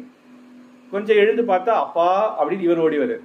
என்னடா இது கல்யாணம் ஆயிடுத்தேன்னு ரிஷி ஓடி வர்றார். நீர் க்ஷமிச்சிடணும், நான் ராஜ்ய சுயநலத்துக்காக மழையா இருக்கணும்னு நினைச்சேன் அப்படின்ன உடனே சரி அப்படின்னு. நீர் கோச்சிக்க கூடாது அப்படின்னு சொன்ன உடனே அவர் சொன்னாராம், என்னுடைய சங்கல்பம்னு ஒண்ணு, உன்னுடைய சங்கல்பம் ஒண்ணுன்னு இல்லப்பா, பகவத் சங்கல்பம்னு ஒண்ணு. அவன் சங்கல்பம் இப்படி இருக்கு, அதனால ஒன்னும் பண்ண முடியாது, ஆகிறது ஆகட்டும் அப்படின்னேர். நான் காட்டுக்கு போறேன்னேர். இவர் சொன்னார், நானும் உம்மோடையே வரேன்னேர். இல்ல இல்ல, கல்யாணம் பண்ணிட்டு வந்திருக்கு, அதுவும் ராஜபுத்திரி எல்லாம் காட்டுல வச்சுக்காத, அவளுக்கு கஷ்டமா இருக்கும், நீ இங்கேயே இருந்து ராஜ்ய பண்ணு. ஆனா கூட இந்த தபஸை விடக்கூடாது. இந்த ராஜபோகத்தை பார்த்து தபஸை விட்டுறாத. உன்னுடைய தபஸுனால தானே இவா உன்னை இங்க கூட்டி வச்சிருக்கா, அதனால தானே மழை பெஞ்சது. அப்படின்னா தபஸினுடைய மகிமையை தெரிஞ்சுட்டு தபஸ்வியாகவே கடைசி வரைக்கும் இருந்து ஆசீர்வாதம் பண்ணிட்டு கிளம்பினேர் அப்படின்னு. அப்பேற்பட்ட ரிஷியசிங்கரை கூட்டிட்டு வந்து இங்க ஆச்சரியமா அயோத்தியால யாகம் பண்றா. பல மகர்ஷிகள் எல்லாரையும் கூட்டிட்டு வந்து பல ராஜ்யங்கள்ல எல்லா ஜனங்களும், கோசல தேசத்துல இருக்கிற எல்லா ஜனங்களும் வரா. அங்க வந்து யதா விதிஹி யதா அந்நியாயம் பரிக்கிரமாந்தி சாஸ்திரதா அப்படின்னு சாஸ்திரத்துல யதா நியாயம் எப்படி எல்லாம் சொல்லியிருக்கோ அந்தந்த விதமாக அந்த யாகத்தை பண்றாளாம். அன்னக்கூட்டஸ்ய பகவோ திருஷ்யதே பர்வதோபமஹன். ஒரு பர்வதம் போல அன்னக்கூட்டம், அன்னதானம், அங்கங்க பெரிய அன்னதானங்கள், வரவாளுக்கெல்லாம் சௌகரியம், வரவாளுக்கெல்லாம் தீர்த்த சௌகரியங்கள், தங்கறதுக்கு சௌகரியங்கள் எல்லாம் பண்ணி பல மாசம் அந்த யாகம் அஸ்வமேத யாகத்தை பூர்த்தி பண்றான். பூர்த்தி பண்ணச்சா அந்த பண்ணி கொடுத்த ரிஷிகளுக்கு ஒவ்வொருத்தருக்கும் ஒவ்வொரு ராஜ்யத்தை கொடுக்கிறாராம். கோசல தேசத்தை இந்த இடத்தை நீர் ஆளும், இந்த இடத்தை நீர் ஆளும்னாராம். அவ கைகளுக்கு குடிச்சுனாலாம். எங்களுக்கு போய் நீர் ராஜ்யத்தை கொடுத்துட்டா நாங்க வந்து ராஜ்ய பரிபாலனை பண்ணா அதுக்கப்புறம் மக்கள் வரா, அவளுக்கு நியாயம் சொல்றதுல போயிடும். நாங்களோ தபஸ்விகள் ரிஷிகள், எங்களுக்கு வைதிக காரியம்தான் முக்கியமாக இருக்கிறதுனால இதெல்லாம் எங்களுக்கு வானாம் அப்படின்னு ஒண்ணு. காவம் சதசஹஸ்ராணி தசதேபியோ ததௌ நிருபஹ அப்படின்னு ஆயிரக்கணக்காலம் கோ மாடுகள்லாம் கொடுத்தேராம். ஏன்னா அதனால வர பால்கள்ல வச்சு அதனால வர க்ஷீரம் ததி நெய் அதை வச்சு அவ ரிஷிகள் யாகம் பண்ணுவான்ட்டு அது அவளுக்கு சௌகரியமாக இருக்கும் அப்படின்னு சரி இதை நாங்க எடுத்துக்கிறோம் அப்படின்னு வந்தாலாம். ஆனா அந்த ரிஷிகள்லாம் சொல்லாராம், இதோட நிறுத்திராதையும் குலஸ்ய வர்த்தினத்வம் தூ கர்த்துமர்ஹசி சுவ்ருதா அப்படின்னு குழந்தை பிறக்கணும்னா அங்க புத்திரகாமேஷ்டி யாகமும் இருக்கு, அதையும் நீர் சேர்த்து பண்ணணும் அப்படின்னு எல்லா ஆசீர்வாதம் பண்ணிட்டு போறான். அதே ரிஷிசிங்கரையே நீரே இருந்து பண்ணி கொடும் அப்படின்னு அங்க வந்து யாகம் பண்றார். அதுவும் ஆச்சரியமா வேற இடத்துல பண்ணணும், திருப்பி முதல்ல இருந்து ஸ்தாபனம் பண்ணி வேற இடத்துல பண்ணும் பொழுது எப்பேற்பட்ட ரிஷிகள், தசரத சக்கரவர்த்தியே மகா ஞானியா இருக்கிறவர், அந்த ரிஷியில வந்து அக்னியே சுவாகான்னா அக்னி பகவானே வந்து அந்த ஹவிசை வாங்கி போயிறான். நமக்கும் அவ வாங்கிக்கிறான், ஆனா அந்தர்தானமா நமக்கு தெரியல. அவருடைய பக்திக்கு அவளே வரா. ஒவ்வொரு தேவதைகளாக ஒவ்வொரு ஹவிசு சமர்ப்பிக்கும் போதும் ஒவ்வொருத்தராக வந்துட்டான். கடைசியில பிரம்மதேவர் பிரம்மதேவர் வந்த உடனே கேட்டாராம், என்னப்பா எல்லா தேவர்களும் அங்க நின்றுட்டு இருக்கா, எல்லா சௌக்கியமா அப்படின்னாராம். சுவாமி நீர் இந்த வார்த்தையை கேட்காதையும் எங்க போனாலும் ஒரு வரனை கொடுத்துடுறாரு நீரு. ராவணன் வந்து சும்மா இருந்தவனை தபசு பண்ணாலும் அவனுக்கு வரன் கொடுத்தாரு. தேவர்களாலையும் யக்ஷர்களாலையும் யாராலையும் சாகக்கூடாதுன்னு ஒரு வரத்தை நீர் கொடுத்துட்டாரு. அவன் எங்களை இம்சை பண்றான், சொர்க்கலோகத்தை ஆள விட மாட்டேங்கிறான், இப்படி நீர் பண்ணலாமா அப்படின்னு கேட்ட உடனே, என்னப்பா தபசு பண்ணா அதுக்கு பலனை கொடுக்கணும், அதுதானே நியாயம், நான் என்ன பண்றது அப்படின்னு. இதுக்கு ஒரு இதுவுமே இல்லையா, ஒரு தீர்வுமே இல்லையா அப்படின்னு. இதுக்கு ஒரே தீர்வு யாருன்னா நான் ஒண்ணு மட்டும், அவன் மனுஷனால வதம் பண்ணக்கூடாதுன்னு அவன் என்கிட்ட கேட்கவே இல்லை. ஏன்னா ராவணனுக்கு மனுஷன் என்ன பண்ணிடுவான் அப்படின்ற தைரியம், என் சக்தினாலே அவனை ஜெயிச்சிருவேன், மற்றவாள் தானே நான் கேட்கணும் அப்படின்னு நினைச்சிருவேன். அப்போ சாமர்த்தியமான ஒரு மனுஷன் வேணும்னா வேற வழியே இல்லை அப்படின்னு நமக்கு சாட்சாத் பகவான் தான் அப்படின்னு சொன்ன உடனே இங்க விஷ்ணவே ஸ்வாஹா அப்படின்னு சொன்னாலோ இல்லையோ அங்க உடனே அங்க சாட்சாத் பகவான் தோன்றினேராம்.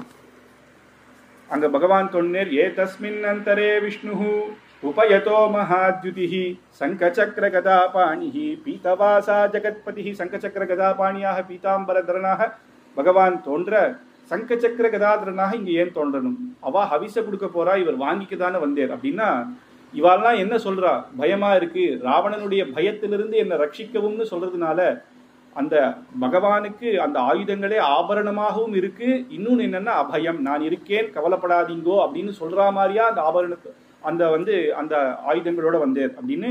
உடனே அந்த ரிஷிகள்லாம் வந்து நீர்தான் எங்களை ரட்சிக்கணும் அப்படின்னு சொன்ன உடனே பயம் தியஜத பத்ரம்போ ஹிதார்த்தோ யுதி ராவணம் சபுத்திர பௌத்திர சம்மாத்தியம் சமித்ரஜாதி பாந்தவம் அப்படின்னு பயப்படாதீங்கோ அபயம் அப்படின்னு சொல்லி தேவர்கள் சரணாகதி, உங்களுக்கு எதுவுமே ஆகாது, அந்த ராவணன் தானே உங்களுக்கு கஷ்டம், அவனை புத்திர பௌத்திரர்களோடு அவ எல்லாரையும் யார் யாரெல்லாம் அவனோட சேர்ந்து இருக்காளோ அவ எல்லாத்தையும் நான் வதம் பண்ணிடுறேன் அப்படின்னு ஹத்வா க்ரூரம் துராத்மான தேவருஷி நாம் பயாவகம், தேவர்களும் ரிஷிகளுக்கும் பயத்தை போக்கி அந்த குரூரமான ராவணனை நான் வதம் பண்றேன் அப்படின்னு அது மட்டும் சொல்லாம மேல கிருப்ப. அதனாலதான் அவளை வதம் பண்ணணும்னா நரசிம்ம பகவானாக வந்து ஒரு க்ஷணத்துல பகவான் பண்ணிடலாம், இல்லைன்னா கூட வைகுண்டத்திலேருந்து சங்கல்பிச்சாலே போயிடலாம். இப்ப சொல்றார் தசவருஷ சஹசிராணி தசவருஷ சதானிச்சன்னு 11,000 சொச்சம் வருஷம் ராஜ்ய பரிபாலனம் பண்ணி தர்மத்தை அனுஷ்டிச்சு எல்லாருக்கும் ரட்சிக்க போறேன் அப்படின்னு சொன்னேராம். தேவர்கள்லாம் ரொம்ப சந்தோஷப்பட்டா.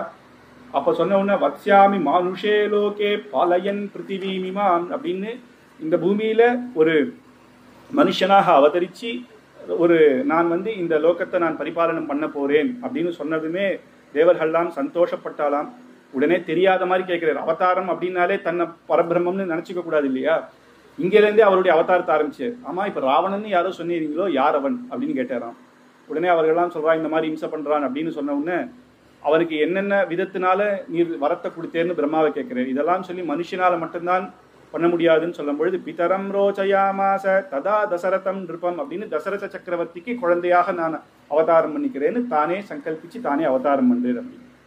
அப்போ ஆச்சரியமா அந்த இடத்துல எல்லாம் முடிஞ்ச உடனே அந்த மேற்கொண்டு யாகம் பண்ணிட்டே இருக்கும் பொழுது அந்த யஜ்ஞத்திலிருந்து ஒரு தேவதை வந்தாராம். அவர் வந்து யஜ்ஞத்திலிருந்து வந்த அந்த தேவதையே சாட்சாத் பகவான் அப்படின்னும் சொல்லக்கூடிய வியாக்கியானங்கள் உண்டு. சுபலக்ஷ்மண சம்பன்னௌ திவ்யாபரண பூஷிதம் திவ்யபாயச சம்பூர்ணம் பாத்ரி பத்னீமிவ பிரியம் அப்படின்னு ஆச்சரியமாக அந்த தேவன் போல அற்புதமான அலங்காரத்துல வந்து கையில பாயசத்தோட வந்து இந்த பாயசத்தை கொடுத்து திவ்யமான பாயசம் அதை கொடுத்து இதை உம்முடைய தர்ம பத்னிகளுக்கு கொடுக்கவும் அப்படின்னு சொன்னார். இதே புத்திரகாமேஷ்டிய ரகுவம்சத்துல வேற ஒரு ராஜாவும் பண்ணியிருக்கான். அவன் என்ன பண்ணான்னா மனைவிக்கு தானே கொடுக்க சொன்னா பாயசம்னு சொல்லிட்டு அவனே சாப்பிட்டான். கடைசியில அவனே சாப்பிட்டான், அவன் வயிற்றுலேயே குழந்தை பிறந்தான். அந்த காலத்திலேயே அந்த இது நடந்திருக்கு.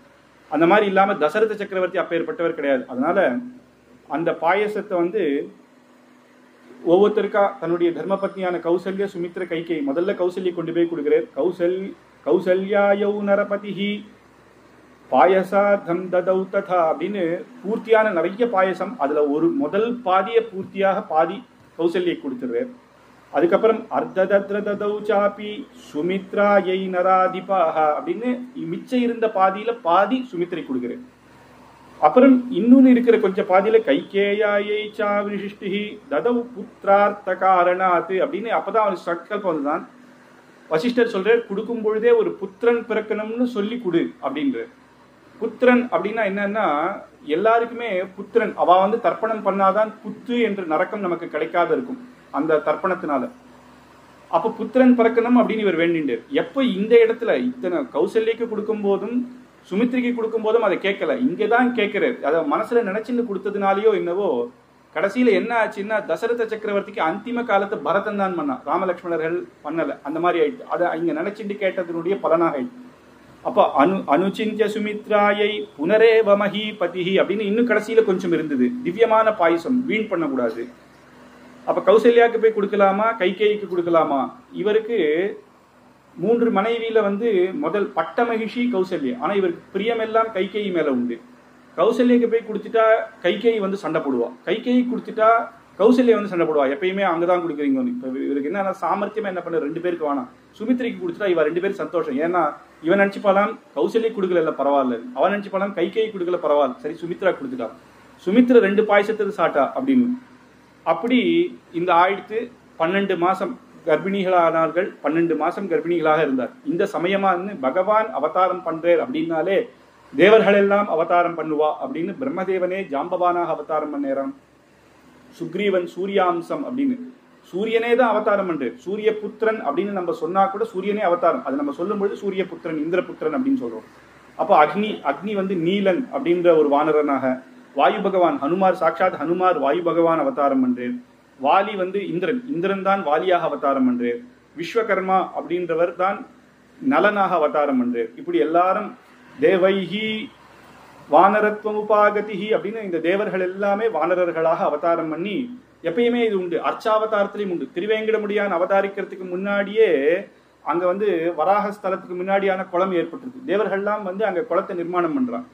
அப்படி ஸ்ரீரங்கத்துல ரங்கநாதர் எழுந்துறதுக்கு முன்னாடியே சந்திர புஷ்கரணி காவேரி வந்துடுது. ஏன்னா பகவான் இங்க எழ போறேன்னு தெரிஞ்சோம்னா அந்தந்த இடத்துல அந்தந்த தேவர்கள் வந்து அதை ஸ்தாபனம் பண்ணுவாங்க, கைங்கரியம் பண்ணுவாங்க. அப்படி இவாழ்லாமே அவதாரம் பண்ணிட்டான். அப்படி இருந்து 12 மாசம் ஆச்சு. 12 மாசம் ஆன உடனே இந்த ராமாவதாரம். ததஸ்ய த்வாதசே மாசே சைத்ரே நவமிகே திதௌ நக்ஷத்ரே அதிதி தைவத்யே ஸ்வேச்ச சம்ஸ்தேஷு பஞ்சஷு गृहेषु कर्कटे लग्ने वाक्पता विन्दुना सह रोज्यमाने जगन्नाथं सर्वलोक नमस्कृतं कौसल्या जनयद्रामं सर्वलक्षण संयुतं அப்படின்னு துவாதச மாசத்துல போன சித்திர மாசம் இந்த யாகத்தை பண்ணா. இந்த சித்திர மாசம் 12 மாசம் இந்த சித்திர மாசத்துல ராமருடைய அவதாரம். சித்திர மாசம் சுக்ல பட்சம் நவமி திதி புதவாரம், புதன்கிழமை. இந்த வருஷம் அது புதன்கிழமையாவே அமைஞ்சிருக்கு. அப்புறம் புனர்வசு நட்சத்திரத்துல அபிஜித் முகூர்த்தத்துல ராமன் அவதாரம் பண்றார். அப்பேற்பட்ட பரபிரமமான பகவான் அவதாரம் பண்றார். வால்மீகி மகர்ஷி சொல்லும் பொழுது குழந்தையாக அவதாரம் பண்றார். புராணங்கள் பாத்ம புராண விஷயம் வந்தா சங்கச்சக்கர கதாதரனாகவே அவதாரம் பண்ணி கௌசல்ய பார்த்து குழந்தையாக மாறணும் அப்படின்னு உடனே கௌசல்யா குழந்தையாக மாறுறார் அப்படின்னு புராணத்துல சாட்சாத் பகவானே இவர் அப்படின்னு சொல்றதுக்காக அப்படி சொல்றான். யதாவரேண தேவானாமிதி வஜ்ரபாணினாம் அப்படின்னு அந்த குழந்தை அவதாரம் பண்ண உடனேயே கௌசல்யா அம்மா அப்படி ஜொலிச்சாலாம். எப்படின்னா அங்க அதித்தி வந்து வஜ்ரபாணி இந்திரன் அவளுக்கு அவதாரம் பண்ணும் பொழுது எப்படி ஜொலிச்சாலோ அப்படி ஆச்சரியமாக ஜொலிச்சாலாம். அடுத்த நாளே பரதோ நாம கைகேயா ஜேக்ஞே சத்ய பராக்கிரமஹ அத லக்ஷ்மண சத்ருக்னௌ சுமித்ரா ஜனயதா சுதௌ அப்படின்னு அங்க வந்து புஷ்யே ஜாதஸ்து பரதோ அப்படின்னு புஷ்யம். அடுத்த நாள் புனர்வசுக்கு அடுத்தது புஷ்ய நட்சத்திரத்துல பரதன் அவதரிச்சேர். மறுநாள் ஆயில்யத்துல லக்ஷ்மணரும் சத்ருக்னரும் ட்வின்ஸ், அவ 2 பேரும். அது லக்ஷ்மணர் முதல்ல, அடுத்தது சத்ருக்னன், அப்படி 4 பேர். ராமன், பரதன், லக்ஷ்மணன், சத்ருக்னன் அப்படிதான் அவதாரம். ஆனா நம்ம ராம லக்ஷ்மண பரத சத்ருக்னன் சொல்றோம். ஏன்னா குழந்தையிலேயே லக்ஷ்மணர் வந்து அண்ணா பக்கத்துல தான் நான் இப்படி எழுந்து இந்த பக்கம் வந்துட்டேன். பரதனை தாண்டி ராமர் பக்கத்துல வந்து நான் ராமரோட தான் இருப்பேன் அப்படின்னு. சத்ருக்னன் நான் பரதனோட. இந்த குழந்தைகள் நாலொரு மேனியமாக ஆச்சரியமாக வளர்ந்து வந்தார். ரோஜ்யமானே ஜெகநாதம் சர்வலோக நமஸ்கிருதம் அப்படின்னு ஜெகநாதனான சாட்சாத் பகவானே அவதாரம் பண்ணேர் அப்படின்னும். அது மட்டும் இல்ல, திருப்புண்ணாளில பெருமாள் ஜெகநாத பெருமாள் இந்த யாகம்லாம் பண்றதுக்கு முன்னாடி யாகம்லாம் நல்லா நடக்கணும், குழந்தை நல்லா பிறக்கணும் அப்படின்னு தசரதர் அங்க போய் பெருமாளை வேண்டின்றதுனால அந்த ஜெகநாத பெருமாளையும் இங்க சொல்ற மாதிரியான வியாக்கியானமும் இருக்கு.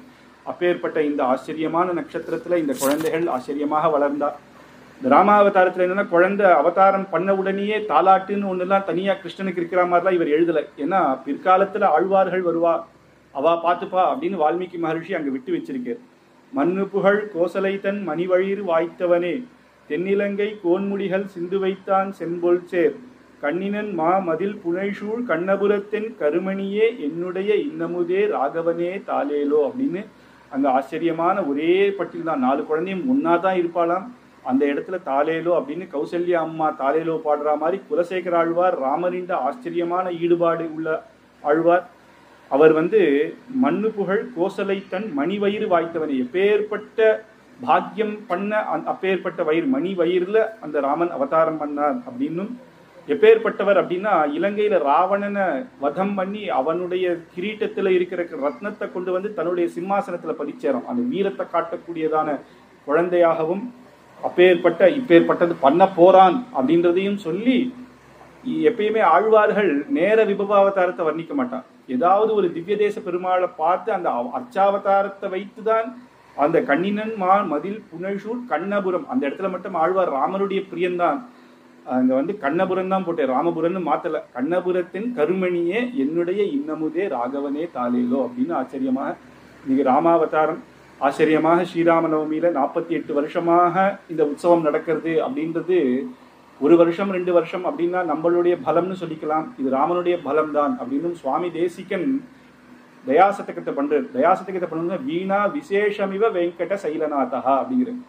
வீணையை வாசிக்கிறேன் அப்படின்னா, ஒருத்தர் வீணையை வாசிச்சுட்டு இருக்கான், யாராவது போய் வீணை ரொம்ப நல்லா இருப்பா அப்படின்னு சொல்லுவாளா? வாசிக்கிறவனை தான் சொல்லுவா. அந்த மாதிரி நான் வெறும் வீணை தான், இதை வாசிக்கிறவன் சாட்சாத் பகவான் அப்படின்றதுனாலையும் அப்பேற்பட்ட இந்த ராமனுடைய அனுகிரகத்தினால நம்ம பார்த்தோம். முதல் ராமாயணம் 500 வருஷமாக பல பேர் ராமாயணத்தை தபஸாக பண்ணியிருக்கா. அயோத்தியில அடியன் இன்னும் கோவில் கட்டி இன்னும் போய் சேவிக்கலாம். அதுக்கு முன்னாடி சேவிச்சது வரைக்கும் நான் எத்தனையோ பேரை பார்த்திருக்கேன். ஆகாரம் எடுத்துக்க மாட்டான், பழம் பால் தான். ராமனுடைய கோவில் வர வரைக்கும் நாங்க வந்து சாதம் சாப்பிட மாட்டோம் அப்படின்னு எத்தனையோ பேர் தபஸாக இருந்திருக்கா. எத்தனையோ பேர் இங்கிருந்து அயோத்தியா மக்களே இல்லை, எத்தனையோ பேர் இங்கிருந்து அங்க போய் எவ்வளவோ ராமாயண பாராயணங்கள் பண்ணியிருக்கா. இங்கேயே 48 வருஷம்னா இந்த மாதிரி எத்தனை சபாக்கள் இருந்திருக்கும். அத்தனை பேருடைய தபஸு நமக்கு பலமாக இன்னைக்கு ராமருடைய கோவிலும் அமைஞ்சி, அதுல முதல் ராமாயணத்தினுடைய பாக்கியமாக இந்த 48வது வருஷம் முக்கியமாகவும் அமைஞ்சி, மேற்கொண்டு இந்த நவாகத்தையும் சாட்சாத் ராமனே நமக்கு மேற்கொண்டு ஆச்சரியமான தத்துவங்களோட நமக்கு அனுகிரகம் பண்ணணும் அப்படின்னு பிரார்த்தனை பண்ணிட்டு இன்னைக்கு முடிச்சுக்கிறேன். ஸ்வஸ்தி பிரஜாபிய பரிபாலயந்தாம் நியாயேன மார்கேன மஹீஷாம் கோப்ராஹ்மணே ச சுபமஸ்து நித்யம் லோகா சமஸ்தா சுகினோ பவந்து. கவிதார்க்கிக சிம்ஹாய கல்யாண குணசாலினே ஸ்ரீமதே வெங்கடேஷாய வேதாந்த குரவே நமஹ.